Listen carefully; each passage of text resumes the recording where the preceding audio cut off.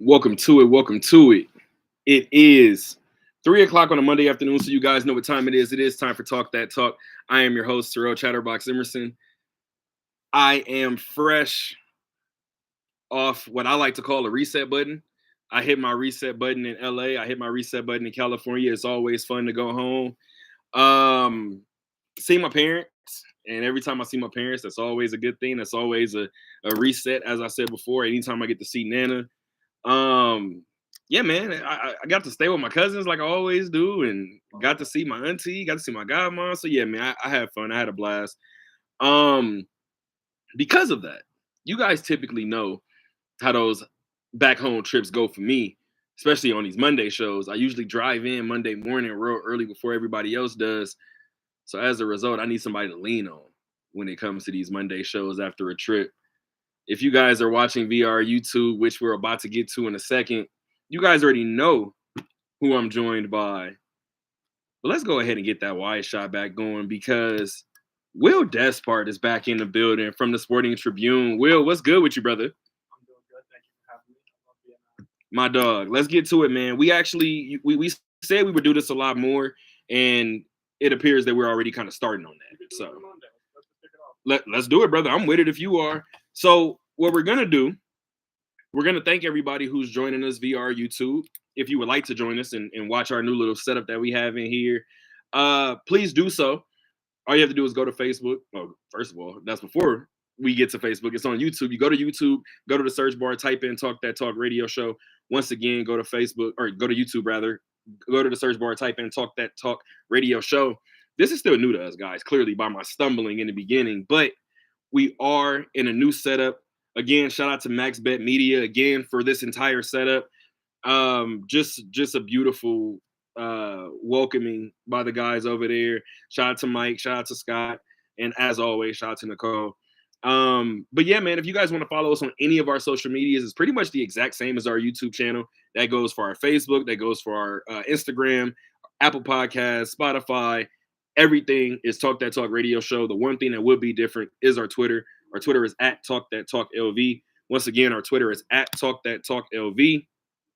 Will, episode 313 in total, episode 29 of season 6. We have a lot to talk about, a grip to talk about. So as I'm leaving LA this morning, my mom, she hits me and she's like, do you need any more tip-ins? And my mom usually sends tip-ins like a bunch at a time, right? So she sent me a couple of good ones last week, and I was like, nah, I kind of like these. And then because my drive was so wicked on the way in, like it was a cool drive, but I just, you know how it is when you're tunnel vision, right? That drive's great. No, it's just nothing. It's just desert. Just straight desert. And you know what's funny? I recently went to Georgia. I went to Georgia in August, and that was my first takeaway. As soon as I hopped in the Uber, I was leaving the airport, and I was like, oh, it's so green. Yeah, That's not what I see back home. going back to upstate New York is like a whole different planet. Like the trees and stuff. Can we go back to your hometown soon, please? I gotta go. I've been one time. It was 9/11 weekend to cover the Dodgers and Yankees. I gotta go back. Oh, I'm not from New York City. You're from Albany. So 3 hours away. I would much rather go to New York City. There's much more going on down there. Like whenever I would go to like a concert when I was a kid, I would have to go down to New York City. Mhm. I would go to like sporting event. I have to go to Boston or New York City. Like that's how like slow all. How many Philly games did you go to? Philly's like 6 hours at least. Philly's far. I feel like I still would have tried to go. Maybe. No. The things that you said about Albany, I can't say. So you know. Yeah. Oh, well, you grew up in LA. You grew up in Mecca. See, you said it, not me, and that was a New Yorker that said that. Well, I mean, kind of. West Coast is the best place, I think. See, he's From let's where I'm both. see, and you know what's funny? Somebody pointed this out, and you guys know how our Monday shows start. This is exactly where we're going, but you know, somebody said in terms of LA, it was somebody kind of getting back and forth, kind of going back and forth, and they were like, "Hey, you know what I've never heard?" They were like, "What?" They were like, somebody from California, specifically LA, moving to New York permanently.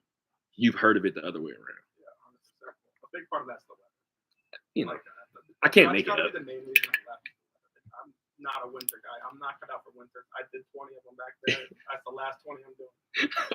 And the funny thing is, there's a point in my life that I do want to live in New York. So I'm not even gonna hold you. I do want that experience. To live in the city, like there's so much networking in the city specifically. It's such a great place for like a media professional like yourself. So that'd be a great opportunity. But permanently, man, that one's crazy. Chicago too. Chicago is brutal. And when I went to New York, that was what, September. So I don't think I really experienced it too much. September's like autumn. Like it gets a little chilly in September, but it's not like 100 degrees like it is out here. But it's still like you're tapering off of summer, so it's not bad. Yeah, I was about to say I was out there with some crew necks thinking I was gonna wear them, and I didn't really get to. Yeah. But let's go ahead and do my mom's tip in, and then let's get right to it. Yeah. Let's see what she got for me. I like this one a lot, especially on a day like today. I'm tired, said my body. I can't do it, said my mind. But I still haven't made it yet, said my heart. So I went back to the grind. Let's get back to it, brother. And this is the funny part, because especially since Will and I already have done this before, and you guys know what this radio show looks like typically. Will, this show is yours today, brother, whether you know it or not, man. So right the only reason why, first of all, I'm giving another round of applause really quick. This is a part of our announcements. I seen Arash yesterday. He was out there. He's everywhere, man. You know what's funny? I was getting ready to say that. I was looking behind him, and I was like, and I'm looking, and the funny thing was, I was looking for Brian Salmon originally. Shout out to my guy Brian as well, because typically when I'm at SoFi, I sit next to Brian. So I'm looking for Brian. I'm like, oh my gosh, bro, like I can't find him. Like, I'm irritated. And I finally look over to the right, and I was like, hey, like, and the funny thing is, and like you just said, he's everywhere, because then he's tweeting about the Dodgers later in the bro. He's like, I gotta leave at halftime. I'm like, bro, he's a dog. And the funny thing is, I love how people like yourself. This is probably a longer intro than you guys are used to, but I kind of like it. But Will, you're one of the people that says it. Where else are we at? Shout out to Mark. Shout out to Marky Mark. Shout out to my guy who literally runs cameras all over Vegas. Shout out to Brian Salmon and Willie. And I'm going to say Willie Ramirez. Because you guys are typically the 3 or 4 that see me every day. And you'll be like, oh, you guys you're everywhere. You're everywhere. How do y'all know I'm everywhere? Okay, all right. Here we go. All right. So there we go. It's like every time, I think Brian said it one time, and I looked at him and was like, dog, every time I'm at work, you're at work. Like, what are we discussing right now? But speaking of work, I had work yesterday. Work yesterday consisted of going to beautiful SoFi Stadium. Beautiful stadium. I've been there 3 times, I think. Yeah, 3 times. All right. Well, I hope you get in trouble for it, and I don't, because I've already said it before. You taking Allegiant or you taking SoFi? As far as like architecture, definitely SoFi. It's like a marvel. But for seeing a game, if I'm sitting in the stands, I might want to go to Allegiant just because it's like smaller and more compact. But like probably from the press box, I'd probably rather go to SoFi. It just looks like it's just such a marvel. So it's funny that you say that, because I got a couple different takes on some of the things that you said. I'm biased because it's home, right? I always say SoFi is better. Like, right? And the funny thing is, I don't even think Allegiant is second permanent, like right now. I can hear that argument. What's your second one? I haven't, now, I'm going to go ahead and get this disclaimer. I haven't been to Atlanta. Well, to go see, Atlanta, exactly. Right? I haven't been to Atlanta, right? And I haven't been to Minnesota. Those are the 2 that I will say I haven't seen physically. Dog, I didn't even go inside of Jerry's World.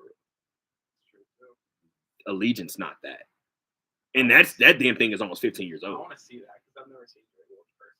That has to be massive. Because when that stadium first got built, like that was the marvel. That was the SoFi for 2010. I think it was 2010, right? Yeah, I think so. That was the marvel. And the funny thing is, I still feel like it's up there, and people just like we said, we're obviously gonna be enamored by like the flashy new toy, right? But Jerry's World probably could use a little bit more respect. But I say that to say a couple things about SoFi. I don't like the fact that we have glass in front of us. Yeah, I mean, I don't care for that. Compared to Allegiant, almost every other reason or almost every other avenue and department of stadium, except for mobility. You're absolutely right. It's way easier to get around in Allegiant compared to SoFi. I will say one good thing. Talk to me. SoFi, though, there's no line. Like at least there may be a line. Like sometimes when I went there for WrestleMania, I was able to get food like pretty quick. Really? Yeah. And that says a lot Maybe too. that's just like the wrestling thing in the seats or whatever.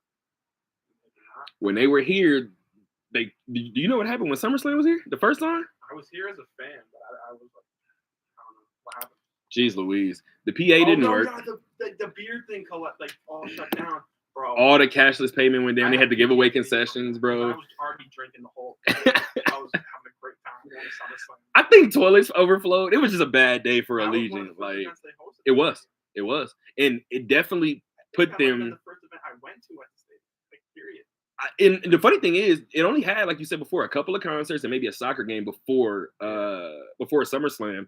But I get an opportunity to get into SoFi, right? And one thing that I will say about SoFi, when the building gets to rocking, you feel it in that press box. Like the floors, I don't know what they do, but it just feels a little different. And the reason why I bring that up is because it was pretty much rocking for half of the day. The Raiders defense goes out there, and I'm going to tell this story a little bit in an awkward way before Will picks up. If you guys are watching this on the Monday afternoon, I'm pretty sure you guys know the outcome of yesterday, but the defense performed at an elite level yesterday, interestingly enough, and the Raiders still managed to come away with the 20-15 loss. Their offense didn't provide them anything. All 15 of their points came off of the foot of Daniel Carlson. Where would this team be without the special teams unit? Well, I don't know where they are with the special teams, but they're probably on 6. So, like I said before, guys, I wanted to kind of open it up in a different way, but I wanted to start it that way. But all in all, well, you've watched this Raider team all year long. Yesterday from SoFi, I even tweeted it. I'm not sure I've seen this group get out of a building any faster. I saw that. And I'm not really sure where we are right now. I got to be completely honest with you. I mean, I always kind of use Max as like my North Star for like where the team is. And I mean, he just seems like he's taking business answers now. Like, I mean, especially this past week where he had the whole thing where he's like, I'm going to win wherever it is. Like that kind of quote. I don't know if that was the exact quote, but it was like something in that like thing. I mean, I don't know. This is starting to get very ominous where like I could just see this whole thing blowing up very quickly. And you know what's interesting? I wonder if I could find this quotable. I know I got it somewhere. Wait a minute. Really quick. Actually, Will, can you keep, while I look for this, can you keep going? Mainly, we can address Aiden O'Connell, right? Aiden hurts his thumb. He leaves the game. He only played 2 drives, right? First of all, when he went down on that second drive, one of those times, he got up limping. I'm not sure how sore Aiden, thumb aside, I'm not sure how sore Aiden is from the first 2 drives alone. That second drive, he was beaten to hell on that second drive. Obviously, he leaves with that injury. And then enter Gardner Minshew. That's a 4 to 6 week injury today, by the way. They announced IR, so I mean that's got to be a pretty badly broken. I mean, a broken thumb is brutal for throwing him no matter what. But that there was like no room for interpretation, and they just took him right out. So, and then you have Minshew coming in, which is a disaster. 4 turnovers. I mean, like he said in the post-game press conference, they lost by 5 points, and he had 4 turnovers. That can't happen. And it's like this whole woe is me stuff from Minshew after the game. Like, oh, God darn it, I gotta be better. Like, yeah, duh. Like, this is insane. The fact that this team can't put up a single touchdown, and I think in my story for the game, I wrote they have like 4 touchdowns the last 3 games. I think that's probably the number. I don't know if that's the exact one, but they're not scoring points outside of Daniel Carlson at a rate that's going to win them any game, much less enough that's going to save Antonio Pierce's job. So there were some people that were upset when I said the Raiders would win 6 games this year. And I said, best case scenario, 7. I said, if this thing gets really ugly, this team can win 4 games. I'm still not sold on AP being gone. Now, if they lose out, maybe we have a conversation. I really don't think Mark Davis gets rid of him right now. I just feel like the culture right now is getting disastrous, and I thought that was the thing that Pierce was going to instill. Like I thought that was going to be the calling card. Again, I know the players love playing for him, but right. So you don't feel like maybe the culture is being changed even with the losses? I can't really say that because you have Devontae and he forces his way out, and Devontae is one of the biggest advocates for Pierce in the offseason. Yeah. He eventually forces his way out. You have Max getting more and more cryptic with his quotes. Those are the two leaders of the team going into the season. What are we going to be left with? Jacoby Myers? And he's banged up right now, right? It's something else that AP talked about this morning that people are dealing with, right? Everybody around the league is dealing with. But I have the quote. And the quote is from our guy, Tashawn Reed, over at the Athletic. And the funny thing is, I told somebody this when I was in LA, and I tweeted it when the one that you just referenced, and I couldn't put it into exactly the type of like tone that I wanted, and Tashawn was able to do it for me, right? When it comes to stopping the Raiders' downward spiral, it's getting harder to identify potential solutions. The truth is, they may not exist. That's spot on. I mean, there's 32 franchises in the NFL. Only one of them are going to lift that trophy at the end of the year. And it ain't going to be a franchise that's dysfunctional if this one's proven to be over the last 20 seasons. So I think the problem's at the top. The problem's Davis. I mean, he's kind of like his dad in the sense where he's like just throwing money around in a way that's like he's not taking really valuable advice from people he should be taking it from. He's kind of taking it from players and like advisors who he kind of looks up to, but they're not like the people he should be listening to expertise wise. So it just seems like he's going to always hire the wrong guy. Like, when's the right time? When is the last time he hired the right guy for the job? I really, like, objectively. Jack Del Rio. That was what, a decade ago? I just wanted to answer the question. Yeah. I think that's the answer, though. I really believe that's the answer. I think, and the funny thing is, we all cover the team, right? And the talk amongst, I like letting people behind the curtain real quick and letting people know what we talk about in the press box. I even like letting players and coaches know every now and again, right? I don't know a media member that, and you guys should know kind of what rooting and being a homer is. I don't think there's any media member who probably still isn't rooting for AP, right? Yeah. Just in terms of head coaches that we've experienced already, or just whatever the case may be, we've watched something get instilled with the Raiders. Now, the reason why I asked you that question about can a culture still be built or in losses, right? And the funny thing is, Devontae kind of talked about it when he was here, right? He said, even when we win, it doesn't look right. And when we lose, the shit is horrible. Like, we're completely off what we want to do. When your culture is built around losses, that just becomes the culture. How long has the Raider culture been built around that? Let me call my brother. When was their last playoff win? Was their last playoff win like the 2002 playoffs, the AFC Championship? Have they won a playoff game since 2002? No, I don't think so. They made it the year Carr. Yeah. Leg, but they lost and then because who started that game after him? Matt McLaughlin. McGlowan? What was it? I forgot, bro. It was Matt.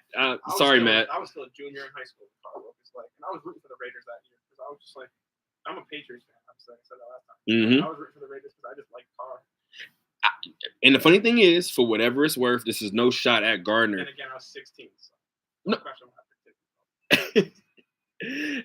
And that's why I say it again, right? We grew up these fans. Once you get behind the curtain, trust me, if anybody asks me about me being a Packer fan, after myself in that build, and the funny thing is, the people that know me, they know. If I had to watch that Jordan Love game-ending interception without a reaction on my face, y'all better not ask me if I'm a fan of the Packers. Professionalism comes first. As soon as it happened, I was like, yeah. I mean, being a Patriots fan, luckily they're so far gone that I can emotionally detach from them. Whatever they do, I watched like a couple highlights of the Jaguars game. They started that thing at 6:38.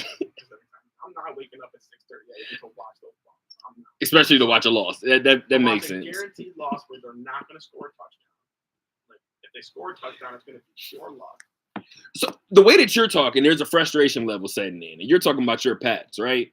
Now, let's get to the elephant in the room. You kind of already talked about it.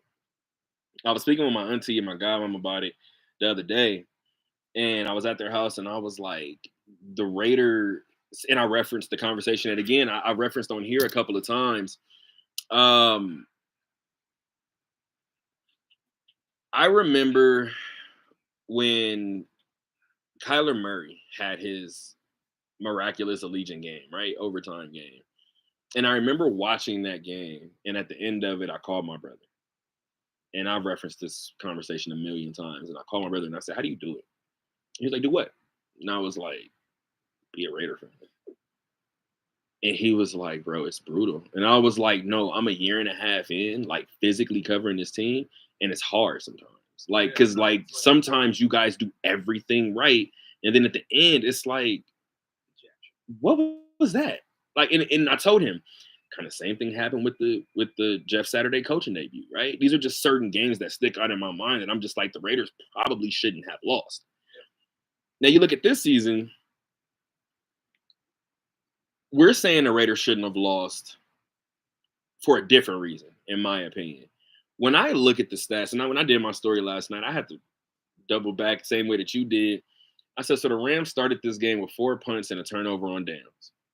It looked good for the Raiders at the start, offensive side. Like I was at the NASCAR race too, so I was kind of doing double duty. Absolutely. I mean, from what I was seeing in this game early, at least from the vibes, I watched the whole thing after. Mm-hmm. So you kind of after the game, you know what happened. You're kind of watching it in a different light. But in the beginning, it felt like they were on track to have a good game, and then it's like two guys, like we said, the problem, like 2 or 3 guys, they play good after that. And you kind of just pointed to it. The other number I was going to give you really quick, aside from those punts, well, no, I got a couple numbers for you, actually. Do you know how long the Rams held the ball for? The Rams held the ball for just over 26 minutes. I think 26-12, 26-15. That's insane to lose.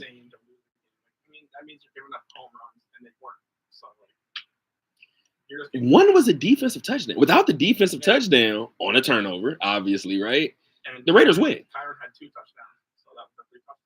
Yeah, the Raiders didn't score a single touchdown, which that's just like, I'm sorry. You got to score touchdowns in the NFL. Like, to have Daniel Carlson score 15 points, all 15 of them, that's just brutal. And to be honest, 2 years ago, think about 2 years ago, when I first started covering the team, 3 years ago, I forgot. Daniel was almost automatic. Like, he was like the Terminator out there. Like, yeah, for 2 or 3 years straight. I went from Justin Tucker to Daniel Carlson, and I was like, I'm good, guys. I'm gonna draft the kicker 6 round. Yeah, I'm gonna do it. Now, the funny thing is about that, I'm just now starting to see him be human a little bit. He missed the kick earlier this year, and I was like, so was Tucker too, by the way. They're both all the kickers. Yeah, absolutely. And the funny thing about Tucker, his feels a little bit unreal only because you know his is because of age, right? It's like you see him miss certain kicks now, and it's just like, this doesn't look right. Kickers usually age better than that. Tucker's not that old. There's kickers that kick into the mid-40s. Vinatieri. Very true. My goat.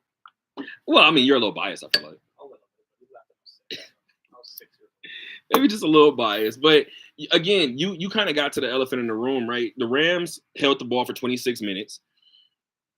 They go 2 for 10 on third. Turnover on downs at 4 punts through the first 5 drives. I'm missing one. 259 total yards on 42 plays. The Raiders had 25 more offensive plays than the Rams. 259 yards is the number that stuck out to me when I was doing my story. That's a losing number in the NFL. 9 Easily. times out of 10. And depending on the game, that might be a first half number for the winner. Yeah, and they weren't even like the Raiders got that. They were within 6 at the end, but they weren't really like that. Like, nobody really thought the Raiders were going to go take that.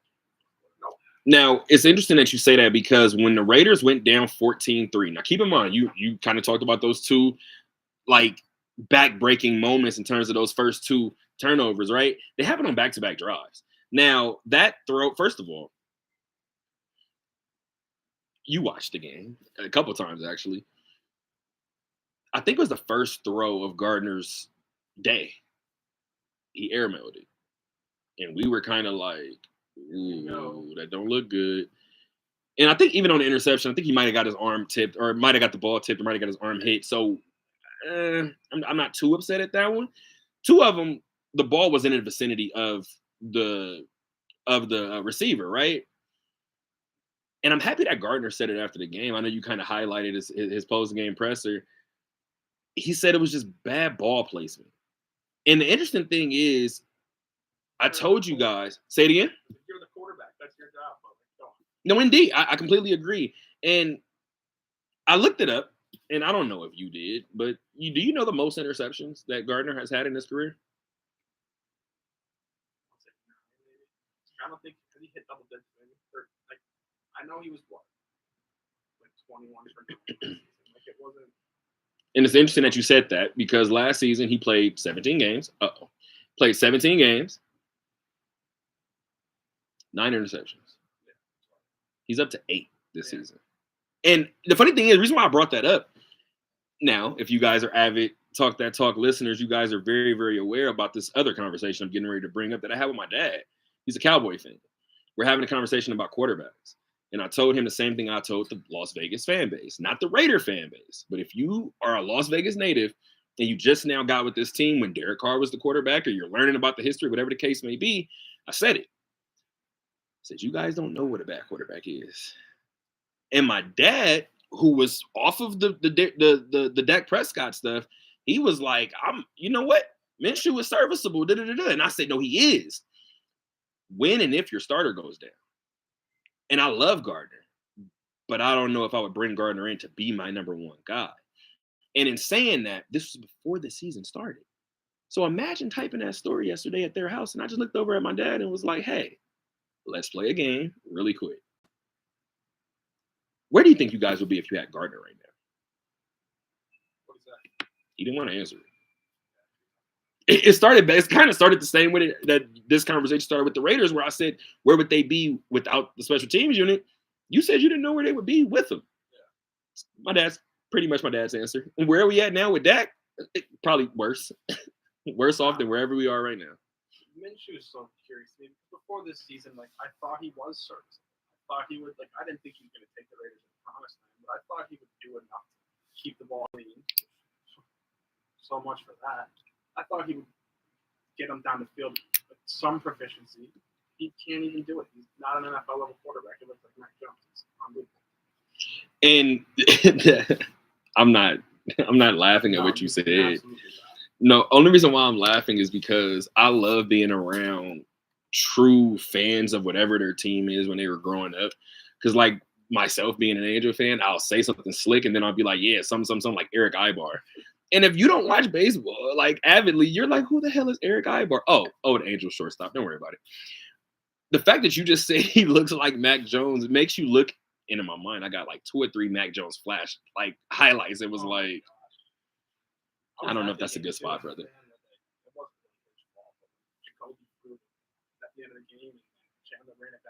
Oh, you were at that game?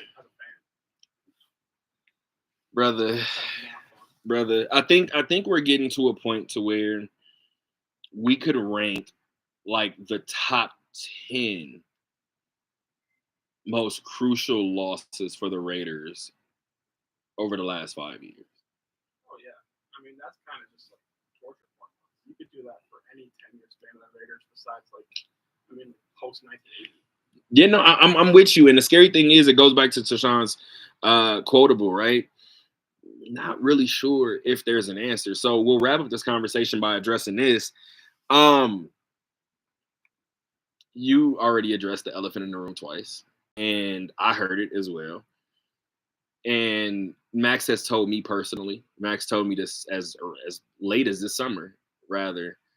And he's told anybody that talks to him, it's no confusion in terms of where he wants to be. He wants to win here. But what I heard yesterday was what I've been asking. Well, I kind of stopped now, but what I was asking of Mike Trout and the Angels. Same thing what I was not asking, but same thing that happened with DJ Thomas and UNLV this year. Sometimes you got to hold your team to the fire. Maybe I might want to You don't know. I mean, if you don't get me this, if you don't get me that, maybe And that maybe was, this I think, does change. that was like, for Child specifically. That was where he always went wrong, in my opinion. He was always ready to go back, always ready to sign the first big money deal that Angels offered him. Like, at least from what we saw from the outside, there was not really many hard won negotiations. Not even one. And that's the interesting thing, right? Because Max has let it be known, hey, I want to win here. But this is the first season that Max has said, hey, I want to win. Like, I want to be a part of winning. Like, I'm not even answering that question of where I want to be. You guys know, but I also want to win. So when I hear something like that, when I was speaking with my auntie and my godmom at their house, I was sitting there and I was like, hey, I said, you know what's so scary about the Raiders situation? They both said, what?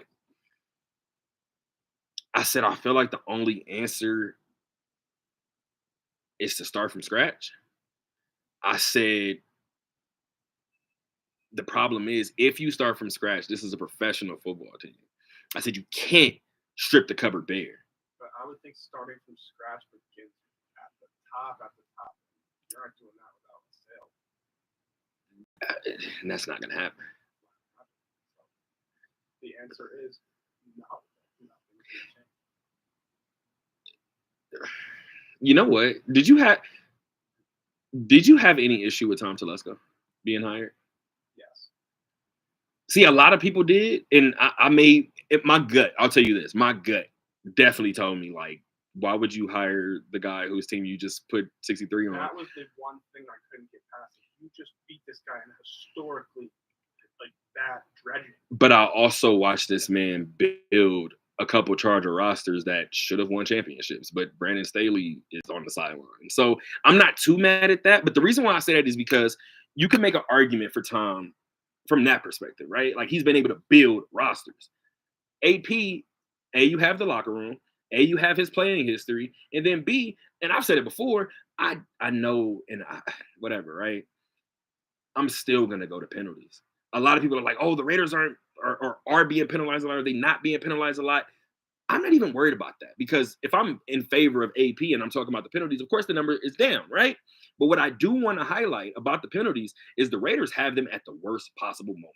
The only team that I think has worse timing in terms of penalties are the Cowboys. I don't know another team that gets a penalty in the worst possible moment, aside from Vegas. And that, like, you can say, oh, they're more disciplined under Pierce. Yeah, and they were very disciplined under Pierce to start. You can't have these penalties in timely moments like that are going to extend drives for the opposing team and really put you behind the eight ball the whole game.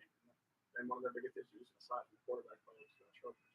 So usually I would say when things like this are going bad,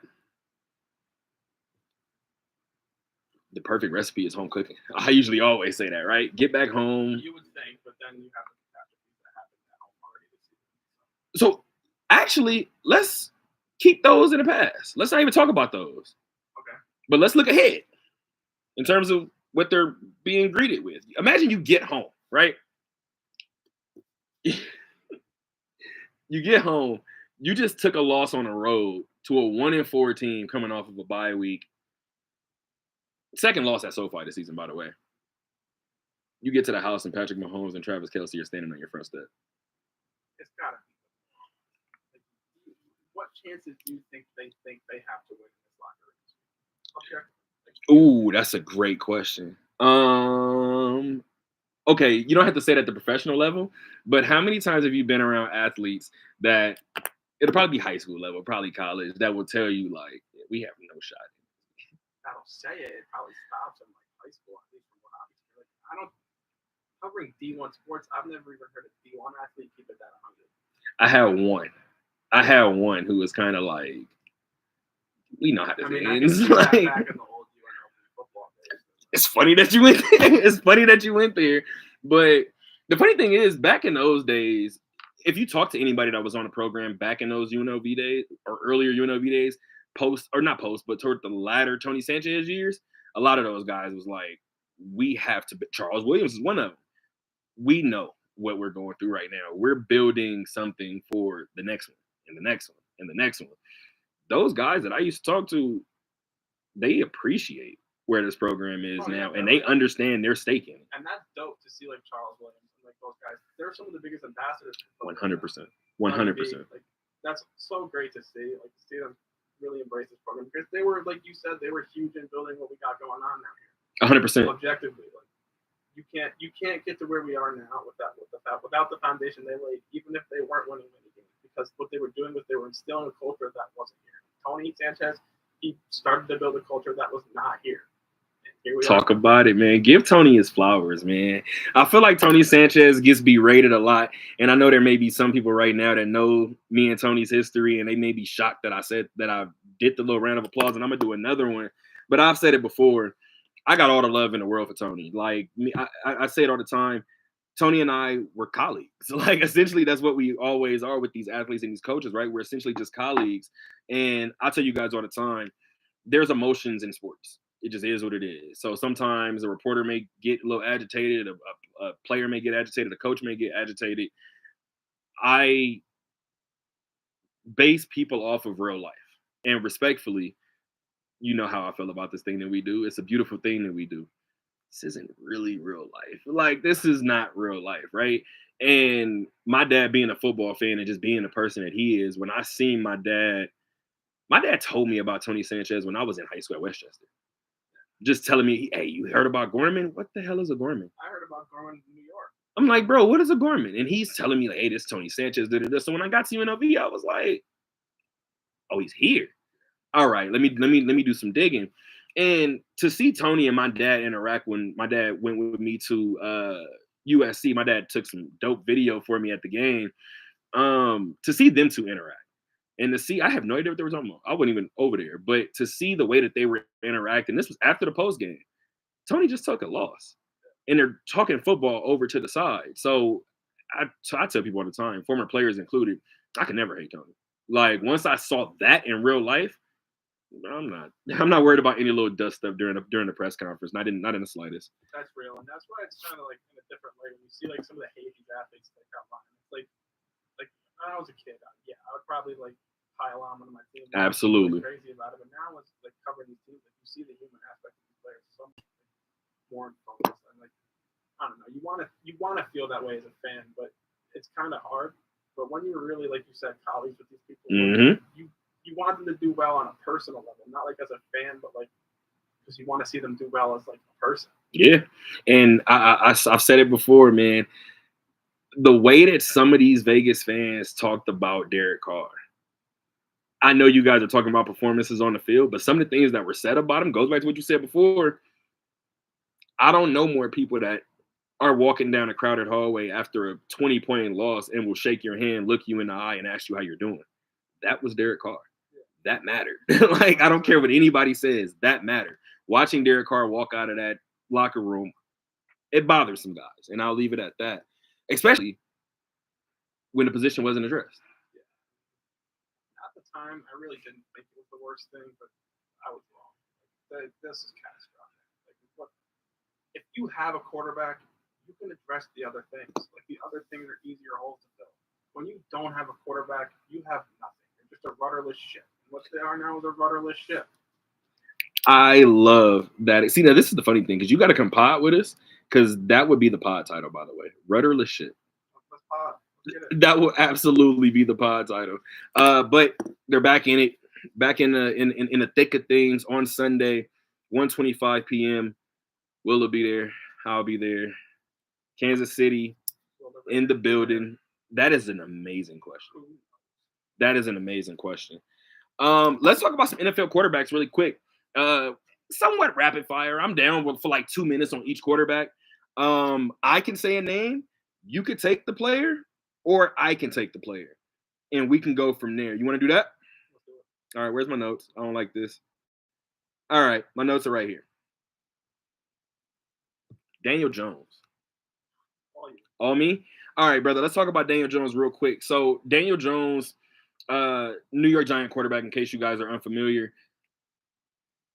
Daniel Jones has not been put in a place to succeed. I can agree with that, but he's also just a loose cannon. He makes some of the worst decisions in the NFL. And to your point, where I could see like something Baker is kind of right. into his career. could see your point there, but my point is that's rare in the NFL that you get to that situation. But here's my issue with Daniel, right? Because Daniel does make bad decisions. You know what I have noticed this year? I've noticed a different level of decision making from Daniel in the sense of, you guys don't trust me anyway. I'm not back next season anyway. Yeah. So I'm going to go out here and I'm going to fling this football. That's what I'm noticing this year. But how many years has Daniel been in the league? 5, 6, something like that? He has 1 year that I could go back to where I could say, you had the pieces. You had, and even then, you look at the playmakers on the outside, and it's like, all right, maybe you didn't have the pieces there. But it's like, in terms of his biggest issue being health, which boils down to sacks, which boils down to pass protection. That offensive line has been garbage for a long time. They had 1 year in his tenure where it's like, all right, Daniel, at least you have time, right? You got Saquon behind you. You got this working for you. You got a solid defense. And now it seems like the Giants are moving away from him, right? I'm not going to give him the Sam Darnold treatment. I'm not going to give him the Josh Rosen treatment when he first got to the NFL. I'm not going to give him Baker's treatment. What I will say about Daniel Jones is he has proved, we talked about serviceable quarterbacks, right? He's proven to be a serviceable quarterback, A, when he has a reliable target, and B, and yes, he may be one of those quarterbacks where everything has to be perfect for it to work, but he has no shot without an offensive line. That's it. I don't know if any quarterback does that. But you have some, Pat damn near won a Super Bowl without one. So you do have quarterbacks who literally revert back to college days. As soon as I hike this, it's a rollout. Oh, well, it's a 5-step job. It's a rollout. I'm telling you what I'm going to do because I have no offensive. It's a rollout. I'm telling you what I'm doing. There are certain, you know who else gives me that? Bo Nix. Yeah. Like, just in terms of age gap, right? There's just other quarterbacks that's just like, okay, I can trust that. And that's why I want to draft a quarterback who did 4 or 5 years of college. But I don't want to draft a guy like, I mean, Drake, he's been fine so far, but you don't want to draft a guy like that. Usually that's gone 3 years of college, made 20 or less starts. Like, that's risky. The Trey Lance, drafting him, he made 12 starts in college. He made like 12 starts since high school between then and the NFL. And how did that work out? He started 1 game in the NFL, right? Like that first game in Chicago 2 seasons ago where he got hurt and that was his chance. Jaden Daniels. He's a stud. Like he's one of them ones. Oh no, you can keep. Yeah, we're doing a rapid fire if you want to. Well, I'm taking it. So you can go ahead. I'll let you start it off then. I mean, I feel like he's legitimately down. Like I think he's going to be the one guy in this like league right now who could like square up with Mahomes in a couple years. Maybe not this year, but like pound for pound, he's a dog. Like he can get you 120 on the ground, 300 in the air. Like he's one of the most insane yardage accumulators I've ever seen in football. Like it's insane. I would take him 10 times out of 10. I'm so bullish on him. It's insane. So, first of all, I second. I was a Caleb guy going into the draft. And now I think we all have to be, right? And I still think Caleb is going to be a problem. Like, whatever. I've told my fellow AFC North fan base, my little compadres, I've told them, hey, let's get all of our bear jokes out now because they're not going to be like this for a long time. Like, they're going to be okay. And the problem is, as soon as I said that, they won back-to-back games, and I was like, hey, our time to laugh may be over. Like, we may have had a small window to do it, but I completely agree with everything that Will just said, mainly about Jaden. Here's the thing that I will say, since Will pretty much said every other thing on the football field, right? Dallas, y'all had Dan Quinn. How does that feel? And that's where I'm at with NFL play, right? We always talk about it. Yes, we talk about management in baseball. I always talk about it being a field thing.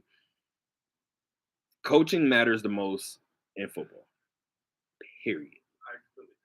We've seen a quarterback look one way under one guy, strip away that guy. I mean, you can see completely different quarterback.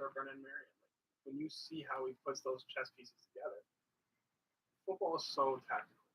And I mean, casual fans, I think, kind of understand that, but they don't to a degree. They see the plays. They want to see the big home run play. You got to look at it as like a chess match.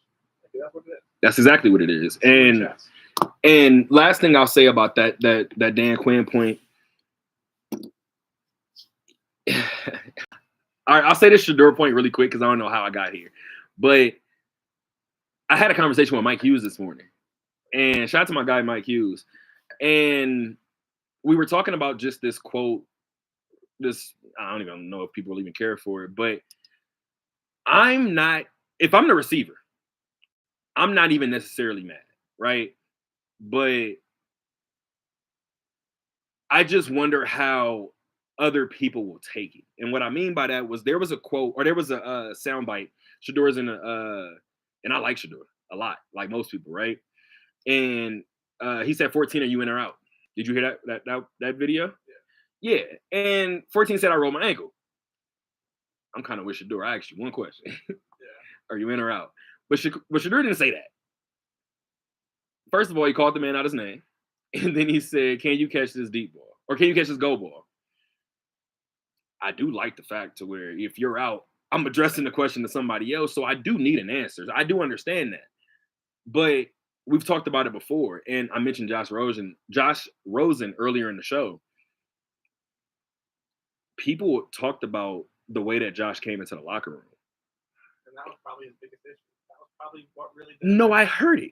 I heard it from people that shared locker rooms with it. That's a problem.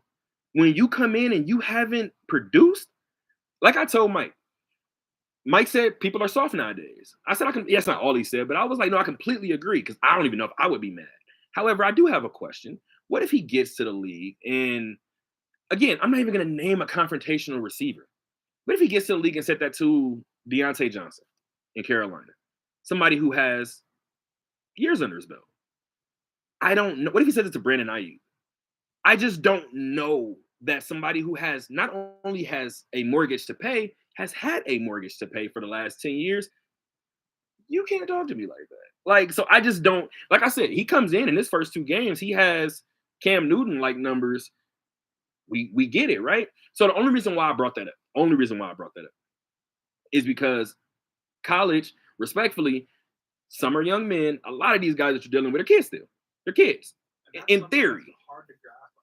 They don't look like kids. Grip of them don't. I'm 24, about to be 25 years old.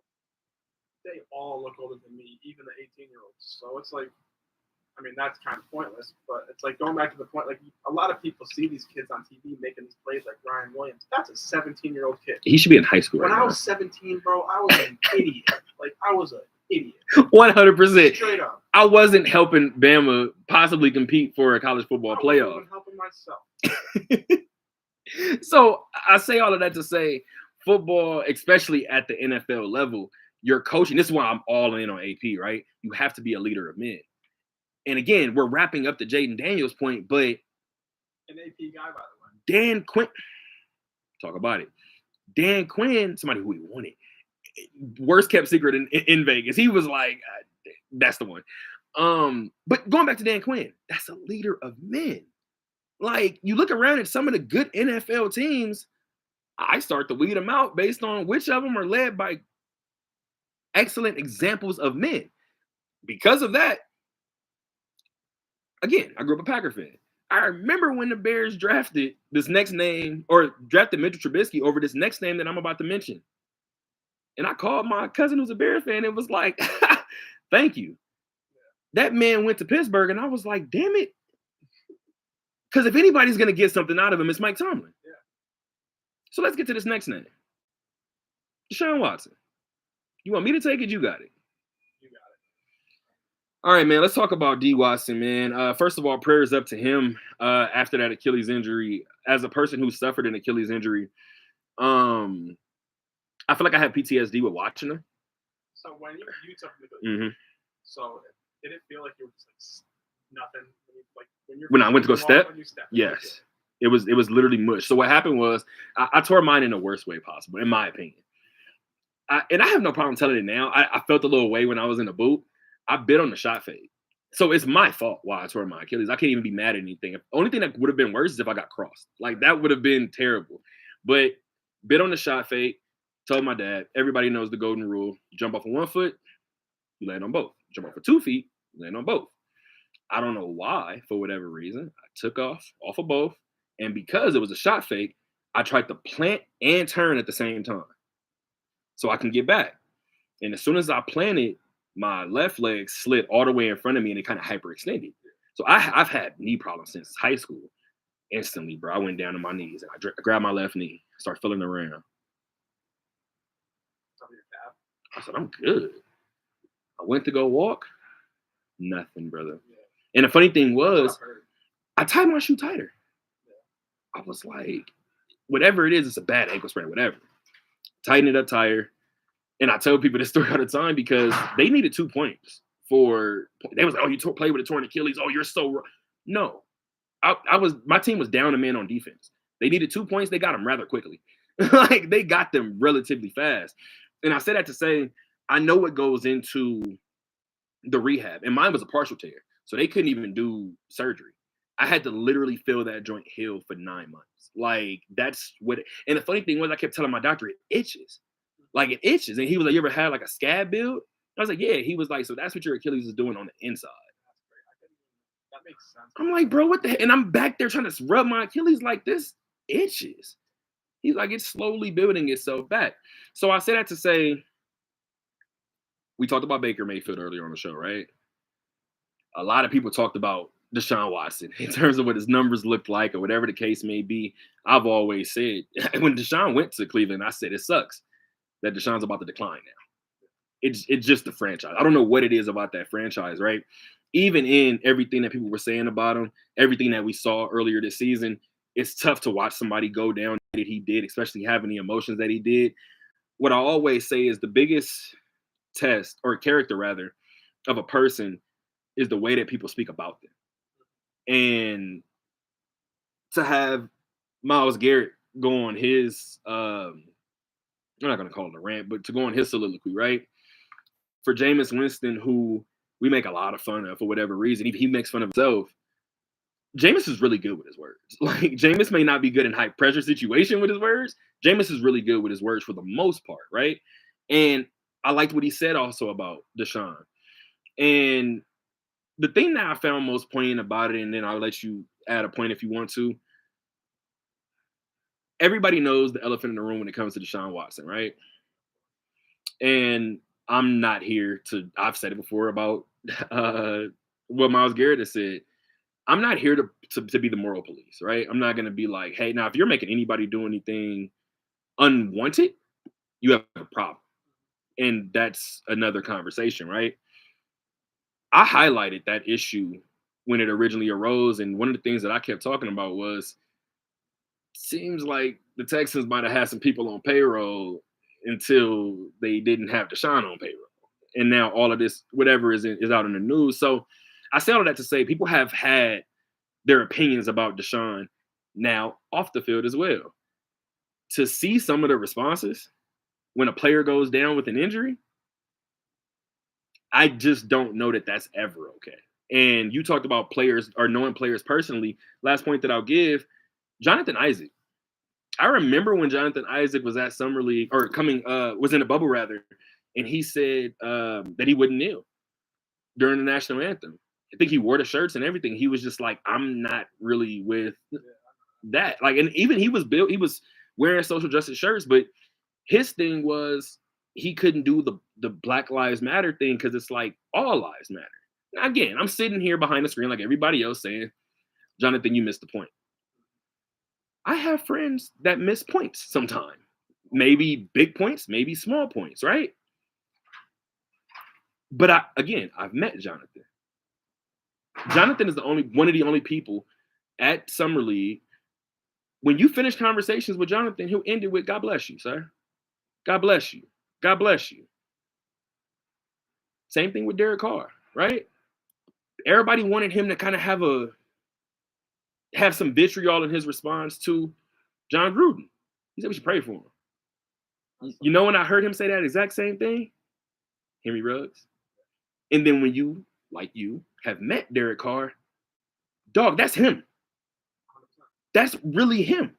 Same thing goes with Jonathan Isaac. To see some of the responses to Deshaun Watson's injury was gross to me. It's gross to, I guess, like make fun of injuries. the allegations out there are insane. So I mean, the people. They're horrific.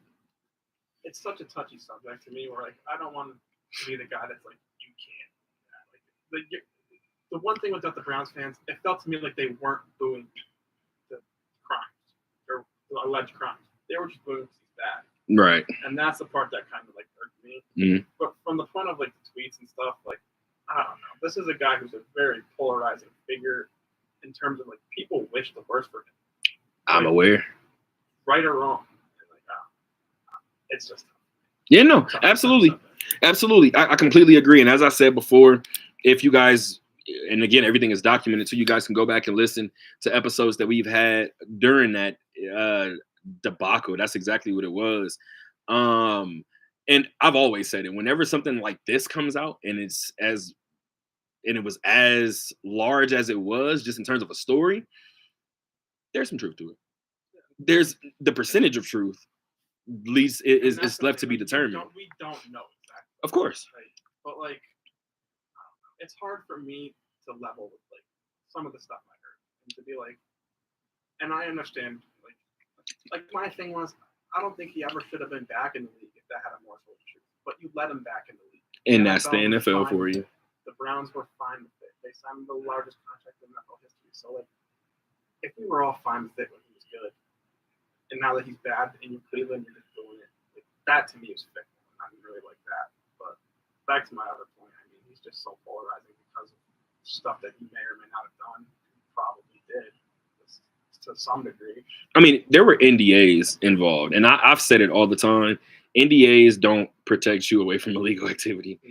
So everybody because I've said it before, NDAs, they matter. They matter. Like I've been offered them. I have thought about giving them out. NDAs matter. If I told you what I wanted to do with this company in the next 10 years, I might hand you an NDA. It just is what it is. That doesn't protect you from being a nasty person. I have said that a million times. So I do think there's something to be said there, but I also think just cheering an injury is gross because there's a lot to obviously go into it. Yeah. In principle, if you're cheering an injury, yeah, man, you never know what a person's going through.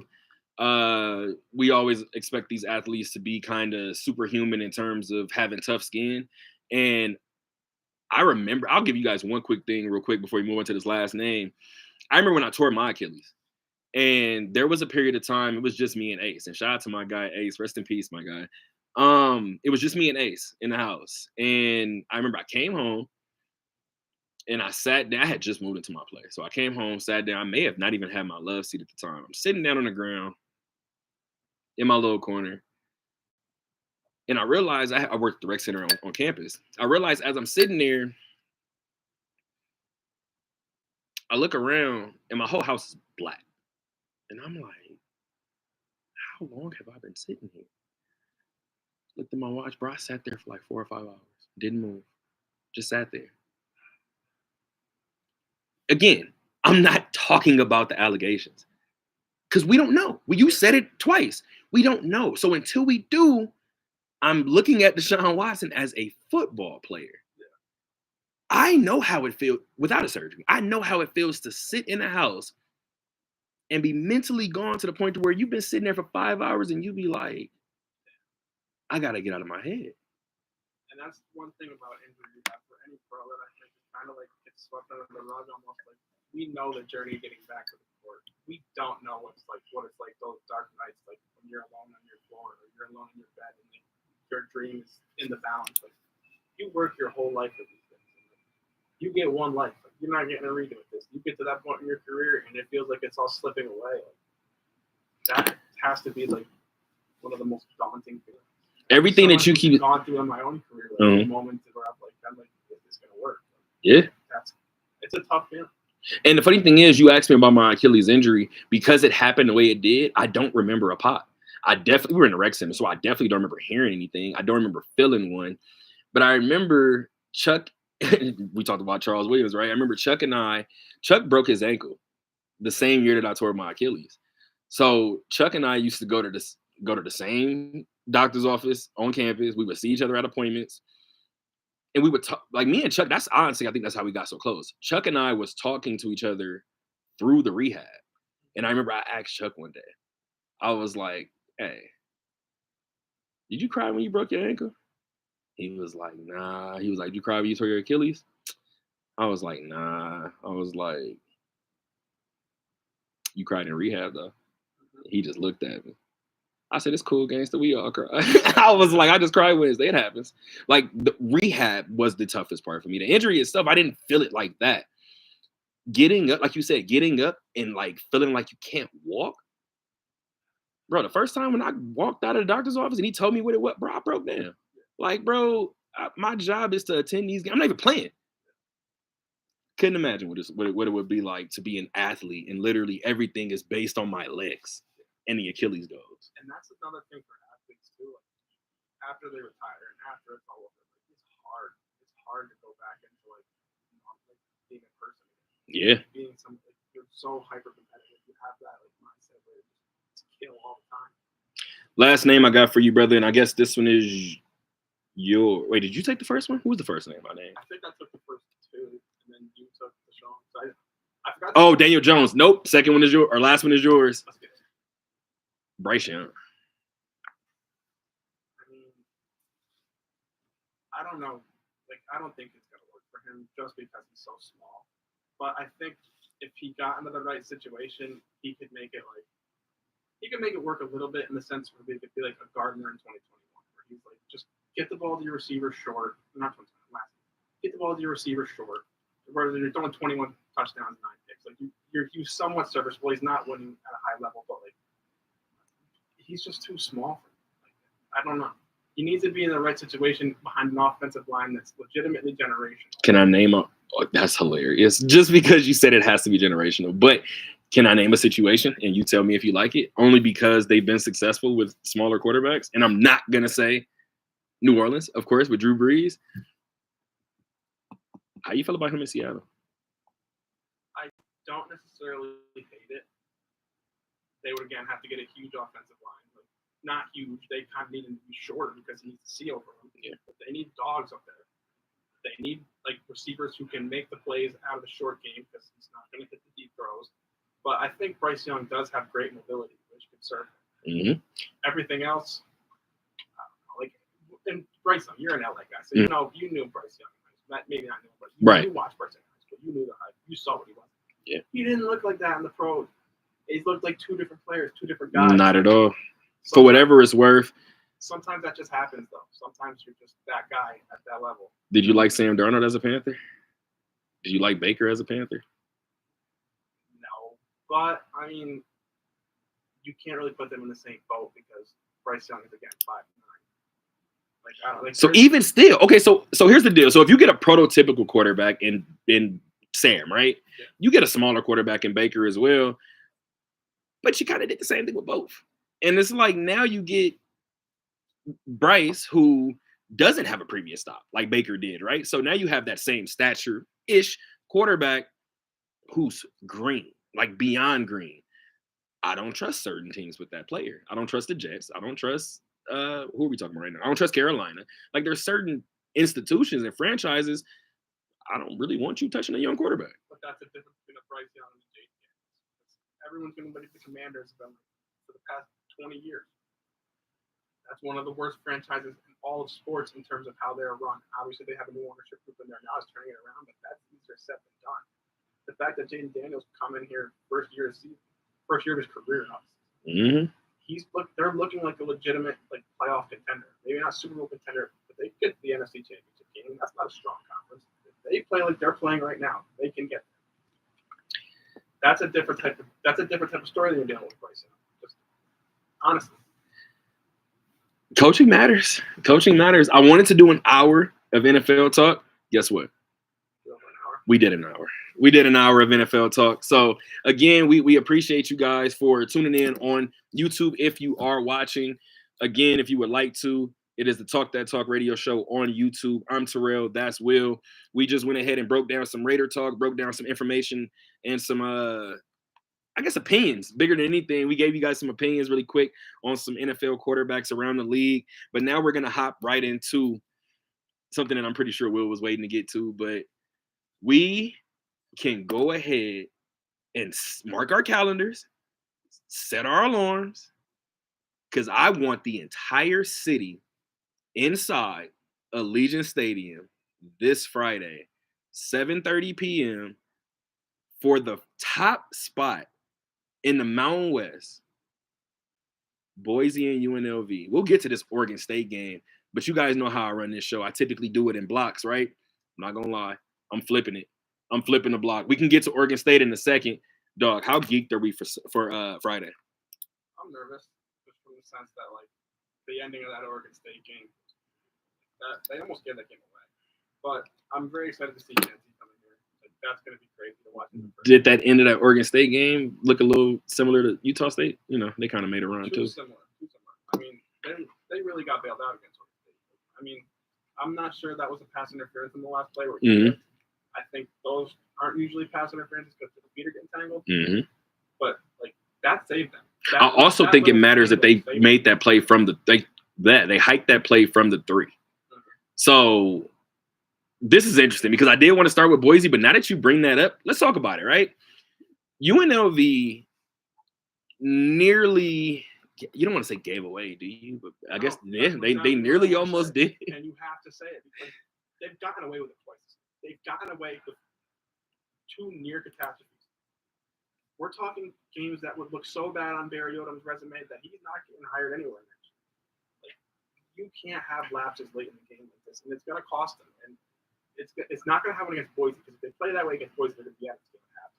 Just being objective. They're going to lose to a team like San Jose State or San Diego State. They're going to lose to a bad team. And San Jose State's not bad. San Diego State is. But they're going to lose a game that they shouldn't lose because they're going to have a late game lapse. And I can see it right now. I thought it was going to happen last game. Oregon State is a team that they have to beat time and time again with this kind of roster if they want to prove themselves like that they're a team that can compete at the higher tier of college football.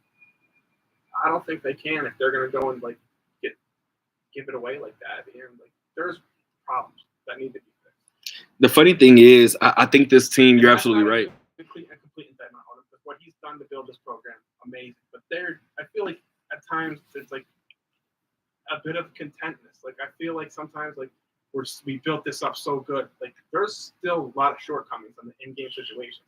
There's a lot of times where it feels like they're giving away games from the coaches to the players. I don't know. It just feels like there's a lot of stuff that needs to be addressed that isn't being addressed because everyone's so high on Barry Odom brought this program up from the depths, which he has. But you're not trying to be in the depth anymore. You're trying to be in the playoff. The playoff is cutthroat. You need to be damn near perfect, and they're nowhere near perfect. I'm so happy you said that because it takes me back to one of the things that I asked Becky Hammond after the season opener. Did they play LA, Seattle? One of them, I forgot. But no, it's Seattle because I think the second game was LA. But first game, whatever the case may be, it was a Western Conference team. Could have been Phoenix. But I remember the Aces had a lead, right? Big lead. The game ended up coming down to like the last minute. And I remember asking Becky about wanting to correct this after game 1 before it becomes a trend.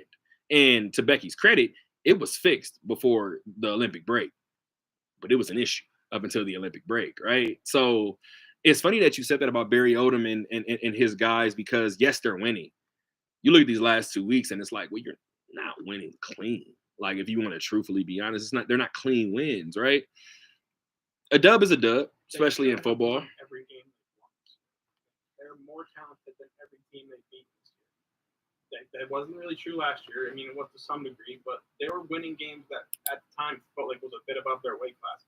Now it feels like these games are at their weight class. You can't lose at your weight class if you want to be in the playoff at any point, whether it's now or in the future. And you're going to have to be more perfect in the future when this Mountain West shatters a bit and now it gets weaker.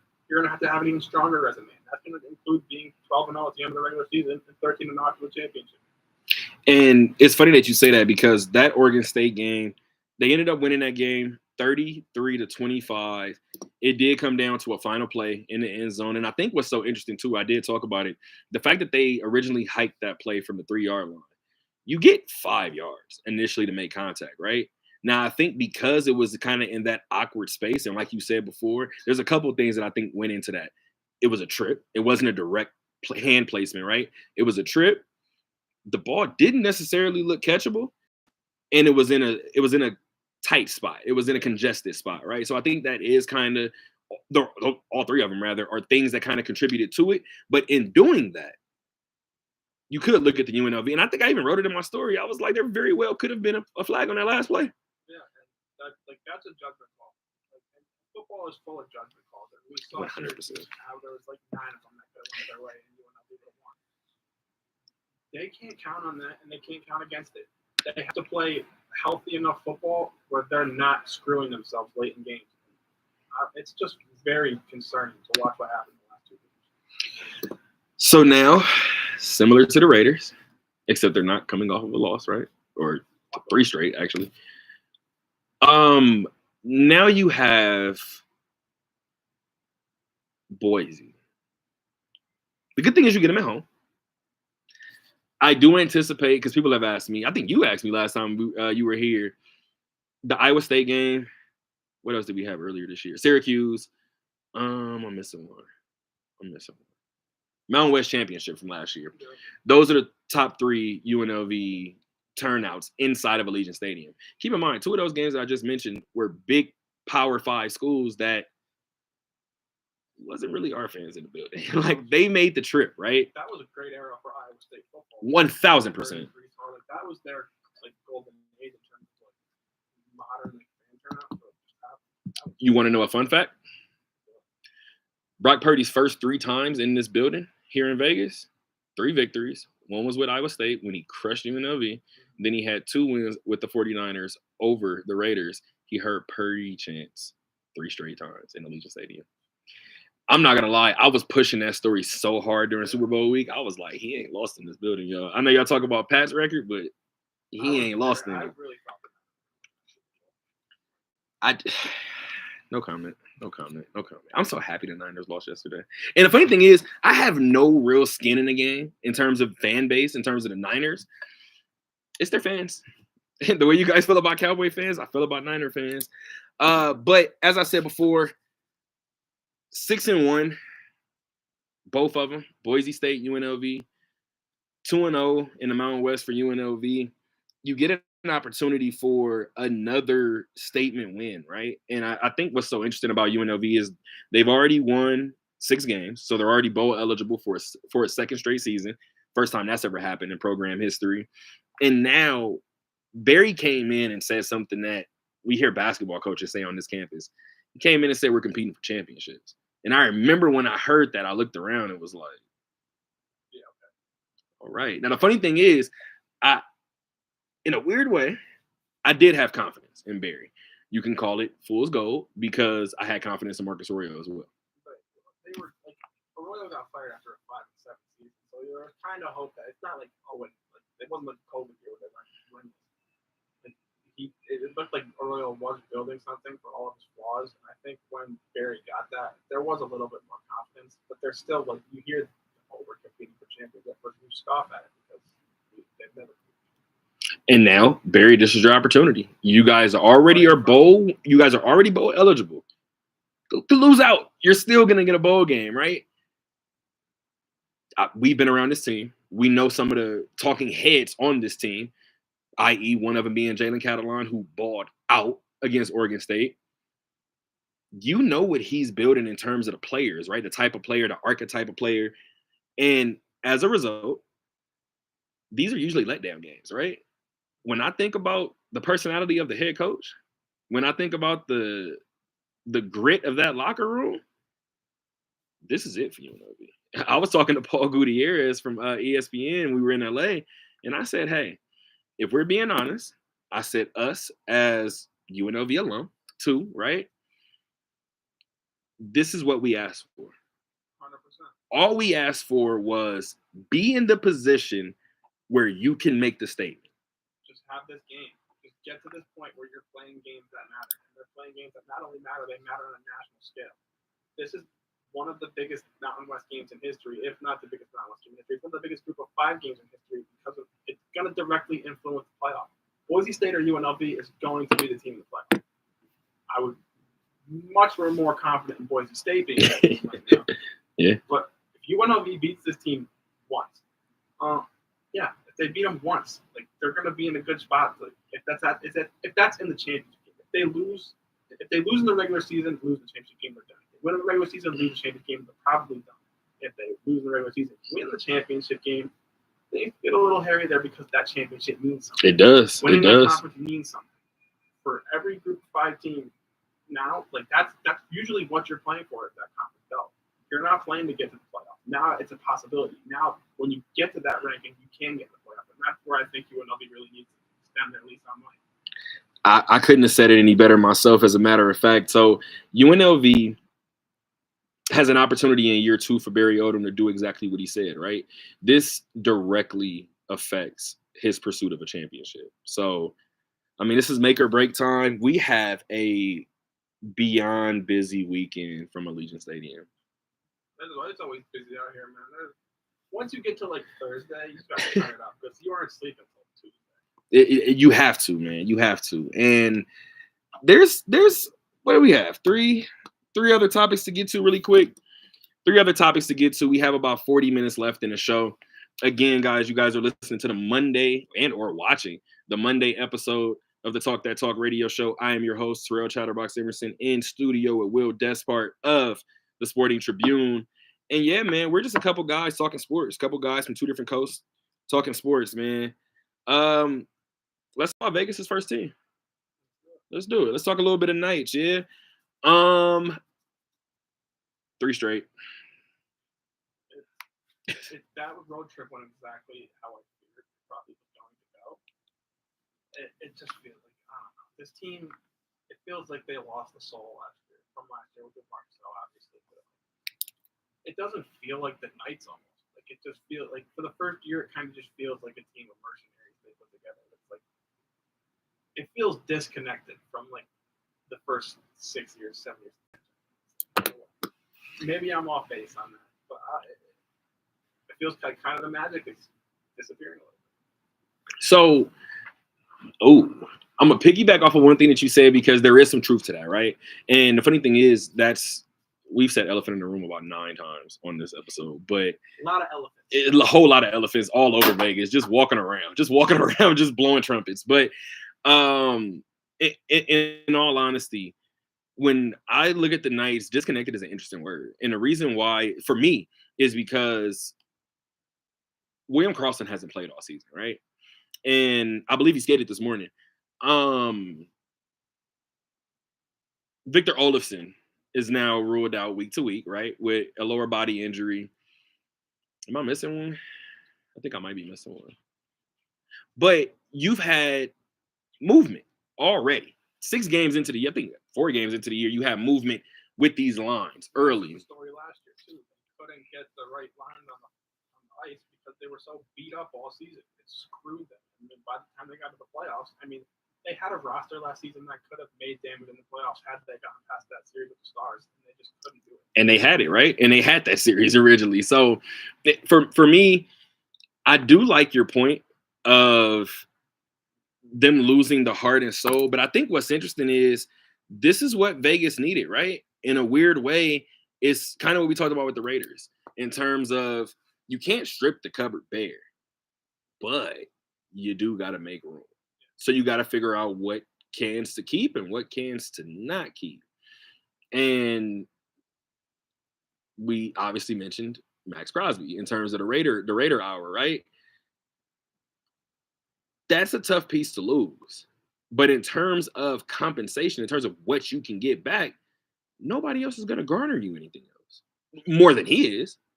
That's the point. Like, I would be so wary of trading a guy like Crosby though, because he's so vocal in the identity that you're trying to build. Which is why I feel like you can't do it. Like, whether you're like, and that's why I kind of think now in hindsight, trading Carr was a horrible idea because Carr was a part of a Raiders' identity in the early 2020s, late 2010s was not. But was it multitudes better than every other Raiders' identity since 2000? I mean, post 2002 at least. Yeah.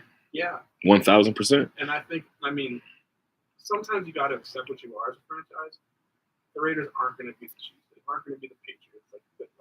They don't have that kind of stature at this point in the NFL. They don't have those kind of resources. They don't have the willingness to spend the resources, even if they did have. So this league has kind of gone by them in that sense. And I think maybe the peak for them was the early 2020s, late 2010s. Maybe that was as good. So you're talking about peaks, and the Knights hit about as high as you can go. They won one, right? So they won it in the fashion they won it. Like the way the city needed that so bad. I mean, especially after 2017. You know what happened. Yeah, man. How they rallied the city. That's really what makes them different than I think any other team, maybe even American professional sports. They were born into catastrophe. They were born into the worst moment in a city's history. They played their first game a week, 10 days after that. Like, I don't know exactly the time frame. It was almost immediately after. And that was their first banner in their building. You can't talk about the history of the Golden Knights without bringing up what they meant to the city in that regard. So I think there'll always be like that tie. But we're kind of seeing it past the point where like that immediate success is gone. That instant gratification isn't here anymore. They've missed the playoffs once, and they've had a few exits in the playoffs that are not acceptable. And you're going to start seeing these fans. You're going to start seeing less tickets get sold if you aren't putting out a consistent. And I think, kind of back to your point, they've been so spoiled for the first 7 years of the team. What happens when they do go through rough patches? These fans have never had to go through it. They've never had to go through meaningless games. Like the Knights have played very few meaningless games in their franchise history. What's the turnout going to be if they are 30 and 50? No shot of making the playoffs. The last two games of the regular season. I think the city is beyond shocked. I really do. I think this city is beyond shocked. But here's the thing that you said, and you referenced my point, and I'm happy that you did, because Vegas was always going to go through a transition period, right? No, they're the best expansion team in North American sports history, bar none. Like, they are the best. And then the funny thing is, even if you take the full year, do it by any measure. Do it by first to win a championship. Do it by first 5 years. Do it by importance. Do it by whatever you want to do. The Knights are probably going to be fan base. Do it by any metric you want. Vegas is probably going to be 1, no lower than 2. So in viewing it from that standpoint, I'm going to be honest with Vegas. I said this moment was coming. I said those misfits are gonna leave, and you're gonna watch them in new places, or you're gonna watch them in their street clothes as they retire, or whatever the case may be, right?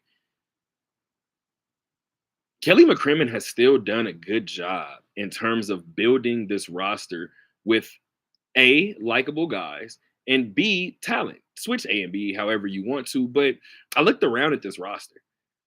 A Victor Olofsson, right? You look at somebody like a Tanner Pearson, and you're just like, damn, the Knights keep finding a way to find somebody, right? And they almost strike me as, and I know this might be a little blasphemous, they strike me as Baltimore in the NFL. Because you think about where, first of all, Isaiah Likely, you talked about being a stud earlier, right? Being a dog. Yeah. And then you realize where the Raiders went and got Darren Waller from. And then you kind of realize how consistent Baltimore is. And then you realize 2 years ago, bigger than that, 4-3, 2 years ago, you start to look at it. Oh, they got 3 running backs. Okay, this running back leaves. Okay, you come back the following season, they still got 3 running backs. Then you come back the following season, they still managed to have 3 running backs. Like, how do they keep doing this? I look at Vegas, and this is the time, and I'm challenging the Vegas fans.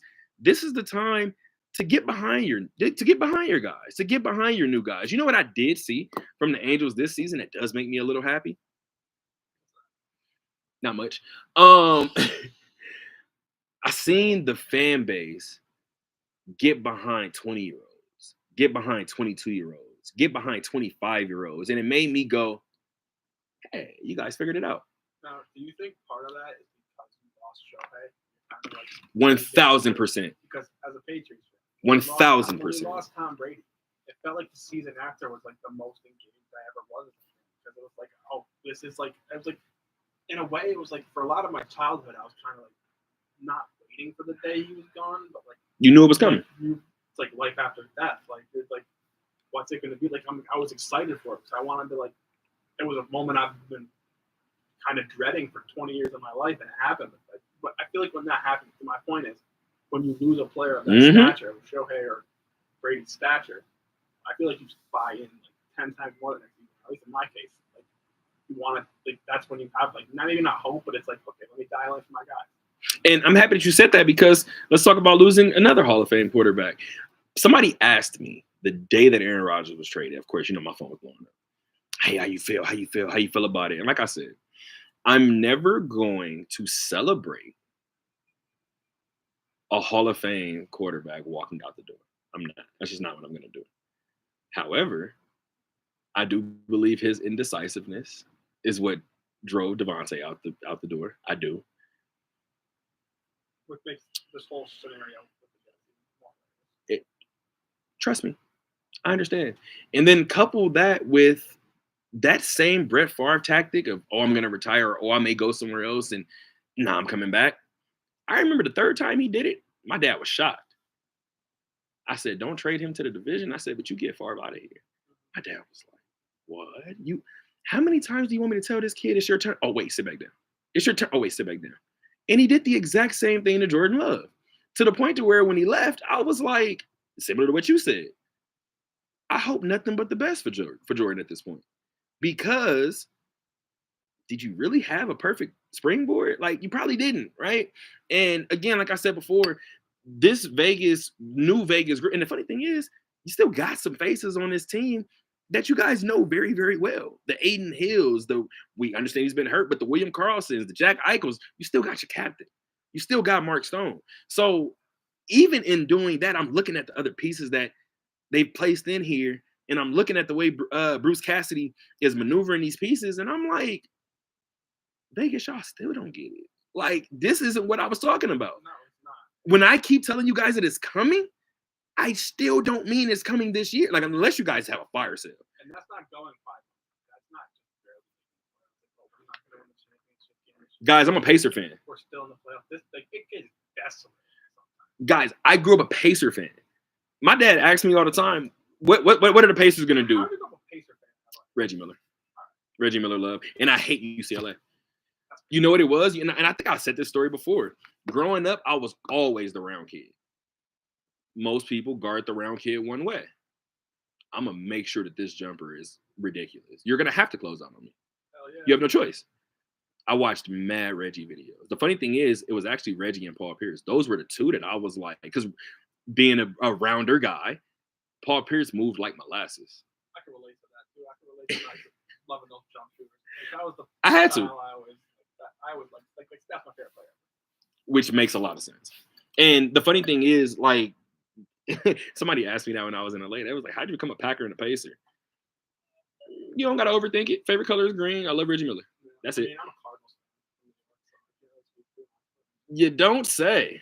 Over here looking at your jersey, you don't say. You guys got to watch this on YouTube if you haven't already, or if you're not currently. But going back to the Knights have lost their third straight game. They did lose their first one. That was terrible. They did lose their first. That's how bad it was watching the game. They did lose their first game in overtime. But the reason why I want to bring this up really quick is because back-to-back games where you lose in the final minute. And that, to me, might be what hurts more, because the Knights could easily be 5-1 right now. 5-0-1 My rather. question would be, last season they started 10-0. Unbelievable. How quickly that unraveled. Yeah. And they had the same warning sign at the end of that streak that they do now when they don't even have a streak. But you can see it's like, do you think this is going to be a better season than last year? Record. I don't like your question. Record-wise. Ooh. I'm gonna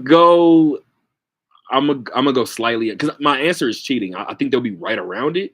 Yeah. I'll say 2 wins less. And then think about how catastrophic last season was. We don't even know the catastrophe. My expectations. I think what's so interesting about Vegas is Vegas has found ways to win games, right? And I think what is scary in the early part of the season is it appears that they could have won all of their games.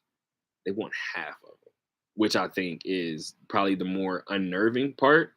But yeah, man, 3-2-1 on the year. you get 1 point out of a possible 6 on the road, and again, man, recipe for to get back on the right track is home cooking, right? That's what they say. Such a long season. You gotta string together wins. You can't string together those losses. They're all just gonna get very fast. Like home cooking, of course. We'll see what they can do beginning tomorrow. They start off a 4-game homestand. They take on the LA Kings tomorrow from the Fortress. The Kings and the Knights are always fun to watch, right? So I'm excited for that one. Yeah, man, I'm super excited for that one. These last two, I'll kick in on the last one. This next point, I feel like you may have a lot to say about it. You guys know where I'm gonna go. I'm gonna give you the Vegas angle, and maybe Will is gonna do the same thing. But the WNBA Finals is over. It's over. Historic series. New York ended up defeating Minnesota 67-62 in overtime to clinch their first WNBA championship. A lot of faces on that roster that get their first ring, and I'm not gonna lie, it's always a moment whenever anybody wins a championship. I've always told you guys that. I have a couple of different points that we can kind of go off of if you want to. I do have first title as one of them. You can talk about New York's history. You can talk about specific players. Obviously, Stewie, Sabrina. About the foul call at the end of the game that decided the WNBA Finals. I mean, let's talk about it, brother. I was disgusted at that call. I don't want to see the screenshots. You're calling that call to decide the WNBA Finals. If that happened in the NBA, there would be riots. If that happened at UNLV's intramural runs, it would be a riot. I was like, when I saw that, I didn't even want to watch overtime. It didn't feel right to me. Like, it felt like you were just like, I've never seen a league hand a championship over like that. And you see what Sabrina did. She shot 1 for 19. That's the worst championship game performance I've ever seen in my life covering sports. And she gets to raise the trophy after and celebrate because of the refs bailing her out. I mean, I was not pleased watching that whatsoever. And I'm not a Liberty fan, but I'm from New York. Yeah, right, exactly. I met Stewie when I was in 6th grade. She was a senior in high school at the state championship game. Played in my hometown. Like, she's the first women's hooper I follow. Watching her, like, I couldn't even like feel good for her last night in a way. Because it was like, that just felt so wrong.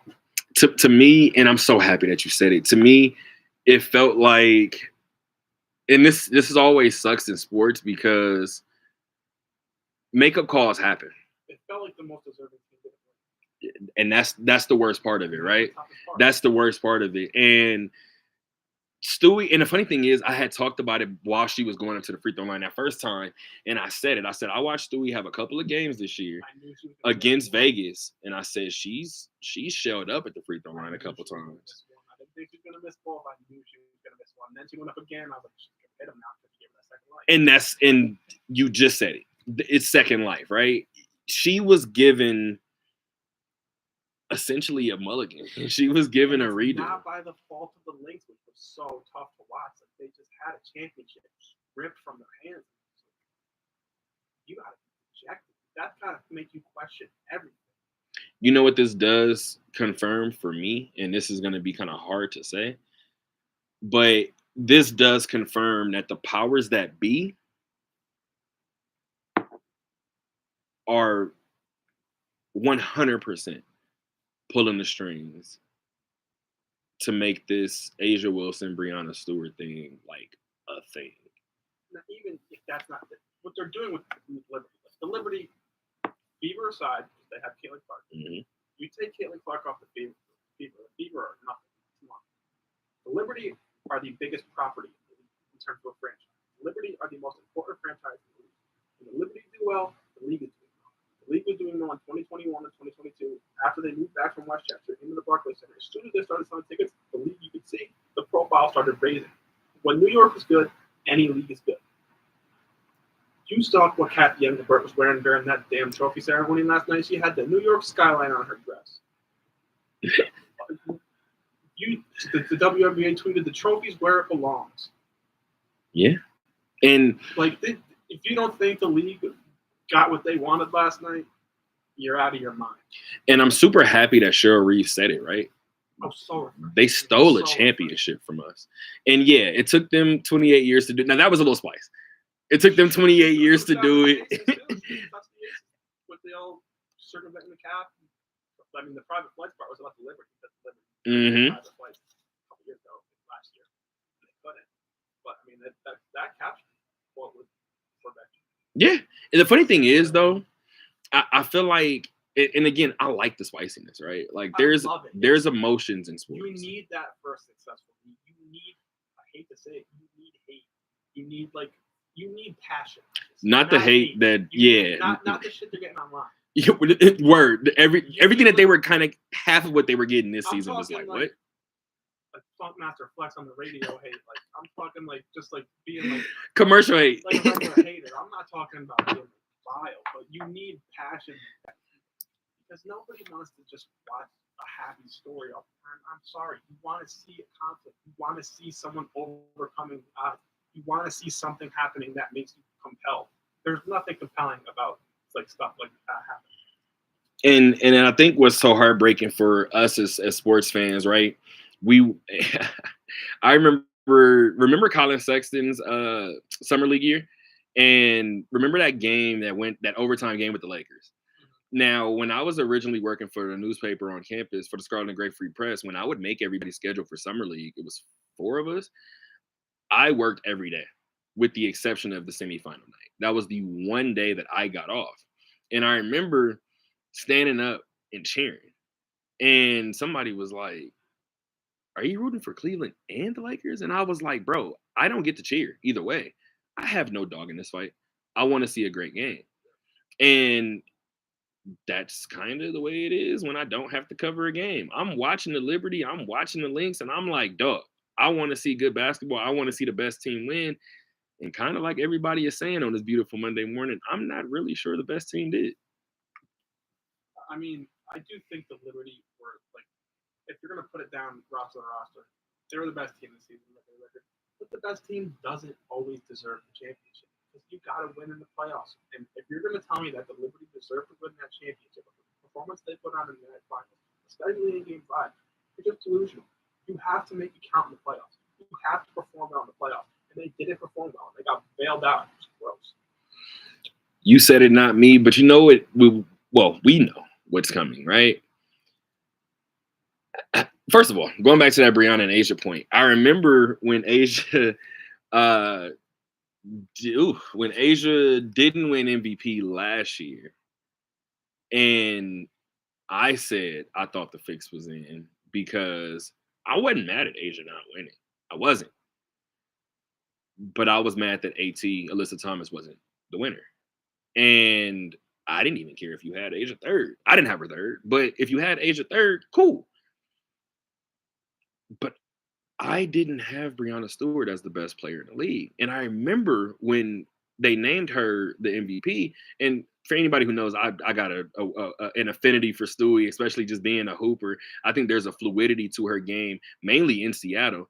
That Sue Bird effect helps. But she doesn't have that fluidity in New York. At least it doesn't look like it, right?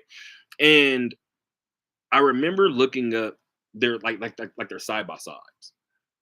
And I was looking and I was like, the only thing that Asia has over Stewie is defensive player of the years. And I'm looking down the list and I said, essentially, everything else is starting to level off. God, their resumes are stacked.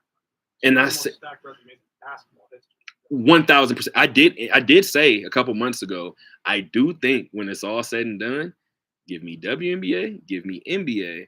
And in terms of resume, I think Asia Wilson will have, in my memory, and obviously I'm sure I can go back, but there's one resume that I think will compete with Asia's, and that's the resume of Tim Duncan.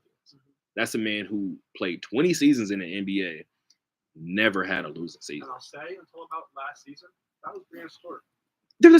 Their resume is the same at this point. Duncan, but Bree was like, I always say she's got like in terms of the women's game, like an elevated Durant. In the terms of like, she's the Slim Reaper. She's a floor raiser on both ends, and she's just, you're gonna get great hoop every time.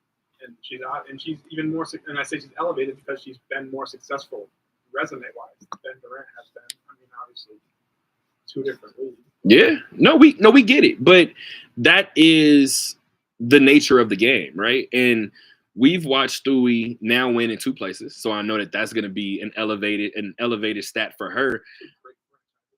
100%, right? But albeit you can still look at the Liberty and say, even with the history of the franchise, she helped bring their first one, and that's what's going to live for the rest of life, right? And that's kind of what makes that ending of that game so damning, because you had what could have been the greatest moment in league history.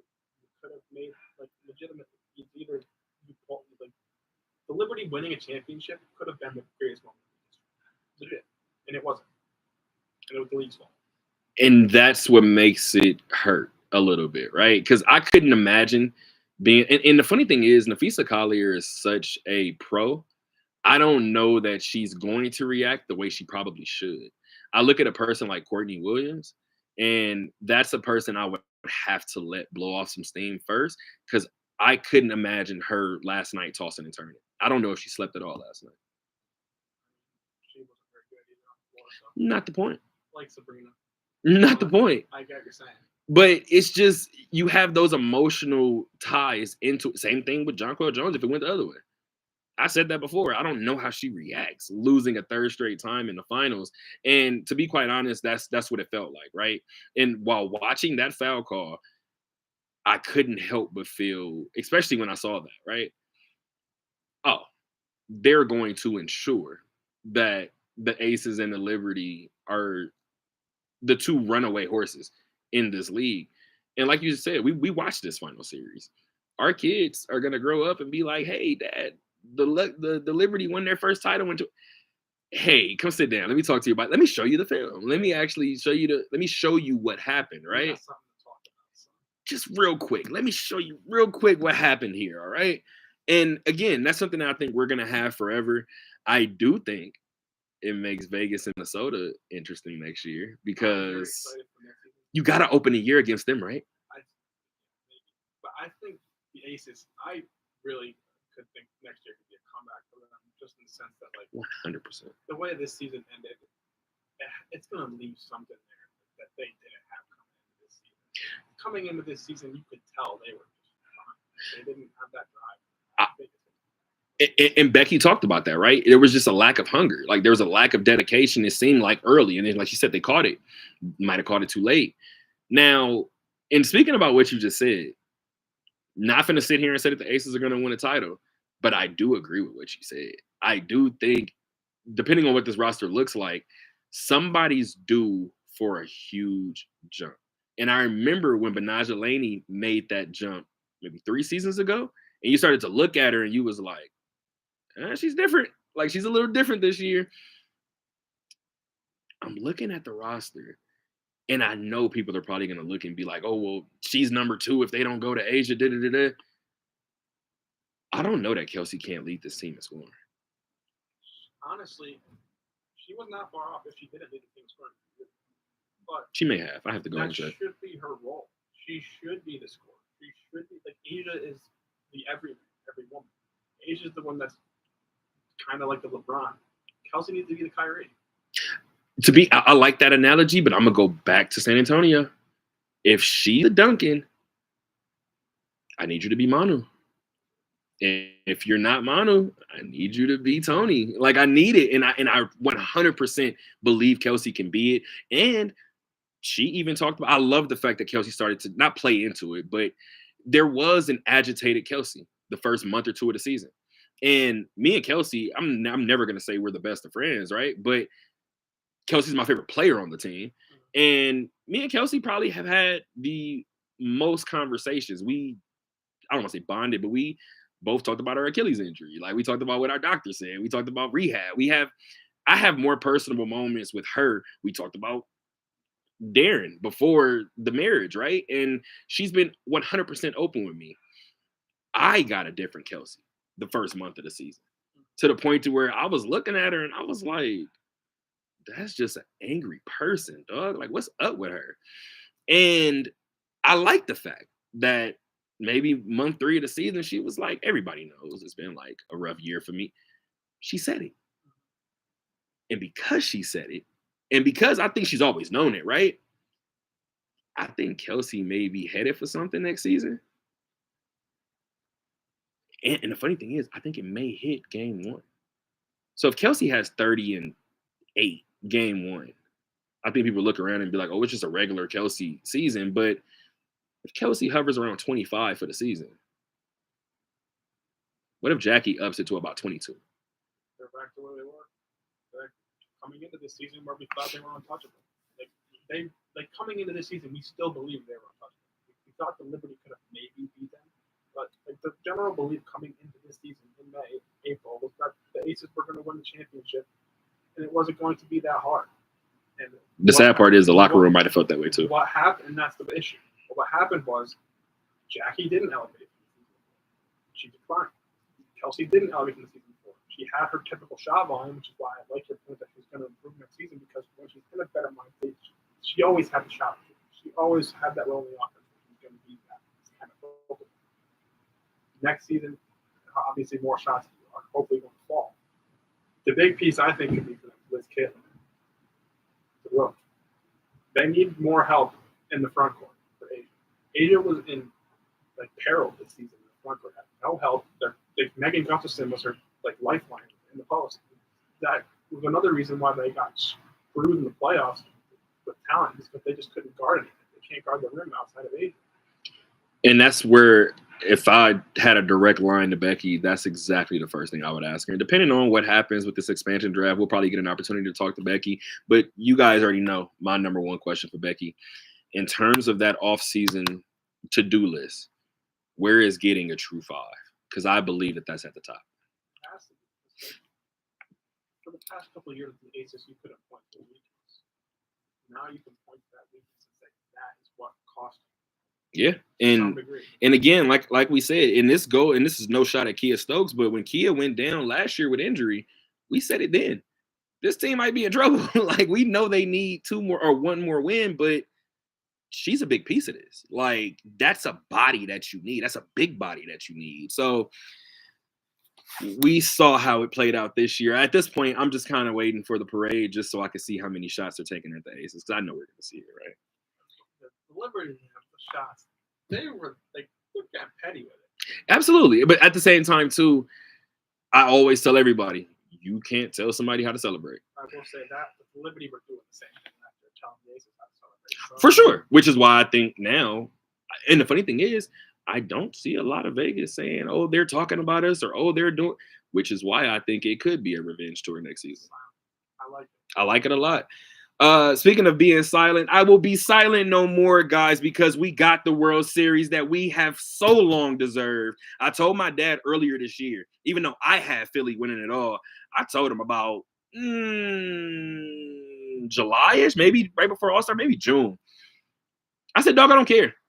He was like, what? I was like, you keep calling me about Shohei. And it's not even one of those things like he's a Dodger fan. He's like, hey, Shohei did this for us. It's not even that. My dad was like, hey, not to sound like that, but I didn't watch Shohei like that when he was an Angel, but he's doing this, he's doing that. I said, dog, I don't care. And he started laughing. I said, oh, no. I don't care about that. The Angels didn't do right by him. He can leave. That's fine. He deserves to leave. I said, I don't care. I said, because the Yankees, I said, do you see what Aaron Judge is doing? It had to be June or July. He was like, yeah, nah, he is going crazy. I don't care. I said, the way that this year is set up, y'all should see each other. And if y'all don't see each other, I don't care. Like I told him, if I get Pittsburgh and Kansas City or something wild, like, bro, I don't want to see this. And I told my dad, I said, I'm to the point this year, I have no excitement because that's all I want to see. And that's what I want. In the group chat, I'm from New York, a whole bunch of New York. You We're did. looking at a potential Subway series if this doesn't happen. So there's a little debate. In New York, a Subway series would be like massive. But I'm out here on the West Coast, and like, I'm arguing like it's not even close. Like Dodgers Yankees is so much more important than what any Subway series could be. I was dying on that hill, and I'm so glad I did, because seeing it now and seeing the reaction of like internationally, like when you see the this is otherworldly. They had a Rosh in left field last night. Yeah, I These did guys see in that. Left field, like and that's not because they're like that press box is full. It's And it's packed, all bro. those Japanese media for sure. Like, this is the biggest athlete on the planet right now. He needs to be in the World Series. And Dodgers being in the World Series now is more important than even the brand like the Yankees being in the World Series. But the fact that you have Shohei and the Yankees making their first World Series appearance in 15 years, it's the thing that baseball needed most. Because baseball viewership numbers, like it was a dying sport. It has been a dying sport for the last 5 years in terms of television revenue and what they're bringing in. This just saved their ass. And the funny thing is, I view this World Series in 30 years. has to be. And the funny thing is, I think this is where now you get a new generation of fan, right? Because I told somebody recently, I told Caprice 3 years ago. Caprice is on the pod. Shout out to Caprice. In case you guys know anything about Caprice on the OD podcast, I was talking to Caprice about a Mookie Betts story. And I don't know if you guys know this, but Mookie was too little to make his little league team. Like they kept denying him. Did you hear what his mom did? His mom started a little league team because that was the only way to secure that he had a spot. And now you see what Mookie has turned into. Mookie is one of the most winning baseball players of this era. Like it's Buster Posey-ish. It's like every time he's on the team, it's like, well, you can't really count them out because they got him. And then you add Freddie Freeman to it. Oh, and then you add Shohei to it. Keep in mind, he joined Clayton Kershaw originally. Like the Dodgers have been spoiled with riches for a long time. I told my dad, my point exactly. And I told my dad, I said, I'm at a point to where it's like the Bronx Bashers, the Bronx Bombers against, and I'm trying to figure out something to come up with the Dodgers, but they're almost like the do-it-all Dodgers, right? This year, I told my dad, I said, the funny thing for me, I said, I don't care what y'all roster looks like. And I'm gonna use a small reference point. Go look at the MLB The Show, the game, and look at where certain Dodgers starting pitchers started the year at in terms of their rating and where they're at now. You'll look at the game and you'll be like, you guys think Walker Buehler is a 78?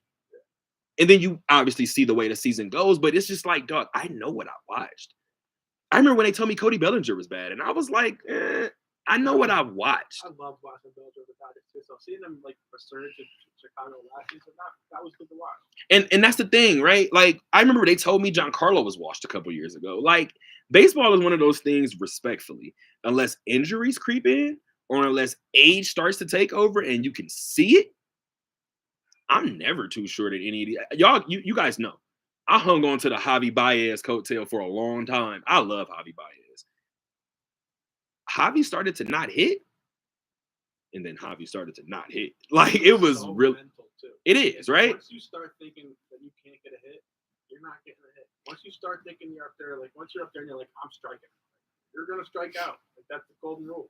And the funny thing is, you say that, and that's what I'm looking at with these Dodgers, right? These Dodgers, I remember me and my dad talked about Tommy Edman when he got traded. Trust me, I know you feel it. I told my dad instantly, I said, you guys lost Trey. I said, and here's the funny part. I said, he's not Trey Turner. I said, but I said, you'll look up a random game and Trey will be playing left field for you. Tommy can do that. Yeah. I was like, Tommy can pinch hit for you. Tommy can pinch run for you. Tommy can play the outfield for you. Tommy can play where you need him if you need him. Like, and I was like, that might be one that matters for you guys. And that's why I hated the trade with the Cardinals. They didn't trade him because they traded him because he was hurt. He was in the minors like that season. So they're like, all right, we're just gonna part ways with him. And like that's always happened. You could point to the last five postseasons in baseball history. There's a very good chance a Cardinal has had a quintessential part in that for another team. You look at Adolis Garcia, the Rangers, and then Randy Arozarena. It's just been pain. You could do the same thing with the Athletics. It's horrible. Like I told you, I did an Aviators Elsewhere on opening day. What did I do? Aviators starting elsewhere on opening day. And I had like a 3-page tweet. I was like, dog, these are all starters and none of them are starting for Oakland this year. So I'm sure my dad is happy in that regard. Speaking of my dad, let's go to my dad's tip in really quick because I like this one a lot. Where are we at? my dad's a Cowboy fan, and I just realized his text to me while we were talking. he went back to that Cowboy penalty point and he said, no, we absolutely take the cake in terms of bad time penalties. Like, no, the Cowboys have really bad luck with that. But one of the quarterbacks I didn't mention during our little quarterback back and forth was Tua Tagovailoa. And my dad's tip in, ironically enough, is about Tua. My tip in today is on the NFL players of today and their health and well-being after their career is over. Pardon. This came to mind after reading that medical experts have deemed it safe for Miami Dolphins quarterback Tua Tagovailoa to return to the football field. And my dad is using quotes, but my dad said, when a quote-unquote medical expert has a player's physical and mental well-being in the palm of his or her hands, just based on their opinion, it scares me. I have to give it to the league for trying over the last several years to make games safer, concussion protocols, new helmets, things of that nature. We have to look at what brought this on. Back in the days of Ronnie Lott, Steve Atwater, Sean Taylor, one of the greatest. One of the greatest. Mike Singletary, among others, it's probably impossible to count the number of concussions dished out by and received by these players. I distinctly remember Brett Favre throwing a game-winning, I remember this too, throwing a game-winning touchdown moments after a concussion in a game against the New York Giants in 2004. During the interview, the reporter asked him a question about the game-winning play, and he responded with, I threw a touchdown. Later, Green Bay coaches said that no one had cleared him to go on the field. But once again, those were the days before this concussion protocol. With Brett Favre recently being diagnosed with Parkinson's disease, could it be related to the thousands of concussions that Favre had encountered in his career? The suicides of former athletes not limited to, but include former Chicago Bear Dave Duerson, former Atlanta Falcons safety Ray Easterling, and Hall of Famer Junior Seau. All of those were linked to CTE, which is defined as a progressive degenerative disease that affects the brain after repeated head injuries or concussions. We are not going to even mention the players whose careers were cut short by the same injury. At least the league has finally attempted to make the game safer than in past days. It's still scary when a medical expert can tell a player when it's safe or not safe for them to go back on the field when every year the players are getting bigger and faster. Let's just keep rooting and praying for the players in this brutal sport. I'll give my dad a round of applause for that one. We don't have enough time to talk about Tua. I sincerely pray for Tua. You know the same feeling I get about Tua wanting to come back? Did you hear that Donald Cowboy Cerrone wants to come back to the UFC? No, that's insane. He was terrible. He was getting battered. And this is somebody who we watch do the battering. Yeah. This is fighting. And this is always a conversation that we've had on this show a million times, asking your GOATs to walk away. We had the conversation about Kobe. We had the conversation about Brady, which, by the way, we were wrong about Brady. I've always said asking fighters to walk away is different. Because you're saying, hey, I don't really think you could do this anymore. I'll say with Tua, though, one point with him, someone has to be honest with him. And I don't think anyone is. Someone has to sit down and tell him, like, you keep going down this path. Something happens, like 2 or more hard hits like that, maybe even 1. You're a vegetable. Like, he is, like, this is not going down a path that's admirable or good. Even for, like, I don't want to see Tua out there saying, oh, I can go play. I want to see him step away from the game. And I'm completely with you. And I hate to be this guy. I think people have been honest with Tua. And I think it doesn't matter. There has been a sense of arrogance, like this can't happen. Not even a sense of arrogance to that, like in terms of it meaning that. The sense of arrogance, because I do get it. The sense of arrogance that I get is, this is my life. That's why my only response is I pray for Tua, because you're right, brother. This is. I told somebody this morning, I don't want to look at my phone 20 years from now, 30 years from now, and read what I read with Junior Seau. It doesn't even have to be that. It could be something less. It could be something worse. Like, that's the unpredictability of brain trauma.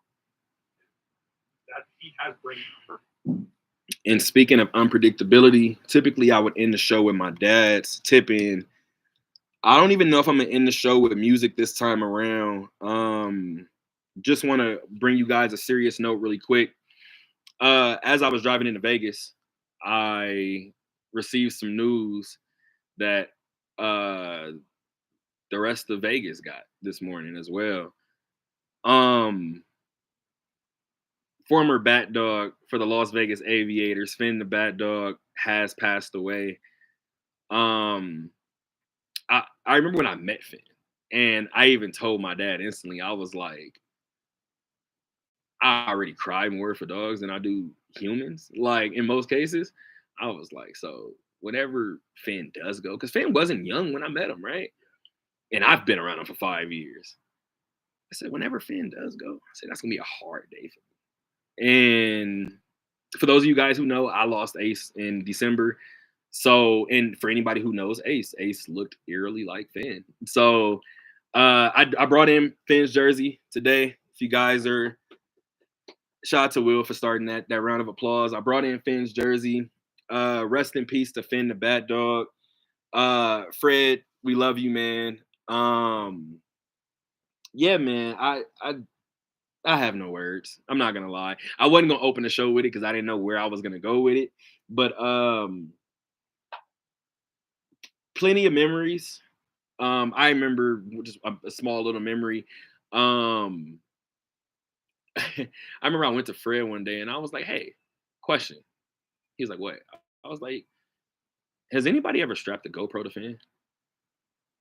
He looked at me. He looked up from his phone and was like, "No, actually." I just looked at him and said, "I got a GoPro. Let's see what this looks like." And when I was on my internship for the Las Vegas Review Journal, we went ahead and got that done. So I'm gonna try to go back and find that video tonight. But yeah, man, just a lot of fun. And I told my dad too this morning when I talked to him, I said, you know what is gonna be kind of weird about this? Finn just retired this year. He retired in April, right? Well-deserved retirement. I told my dad, I said, the funny thing is, I cover minor league baseball down here, dog.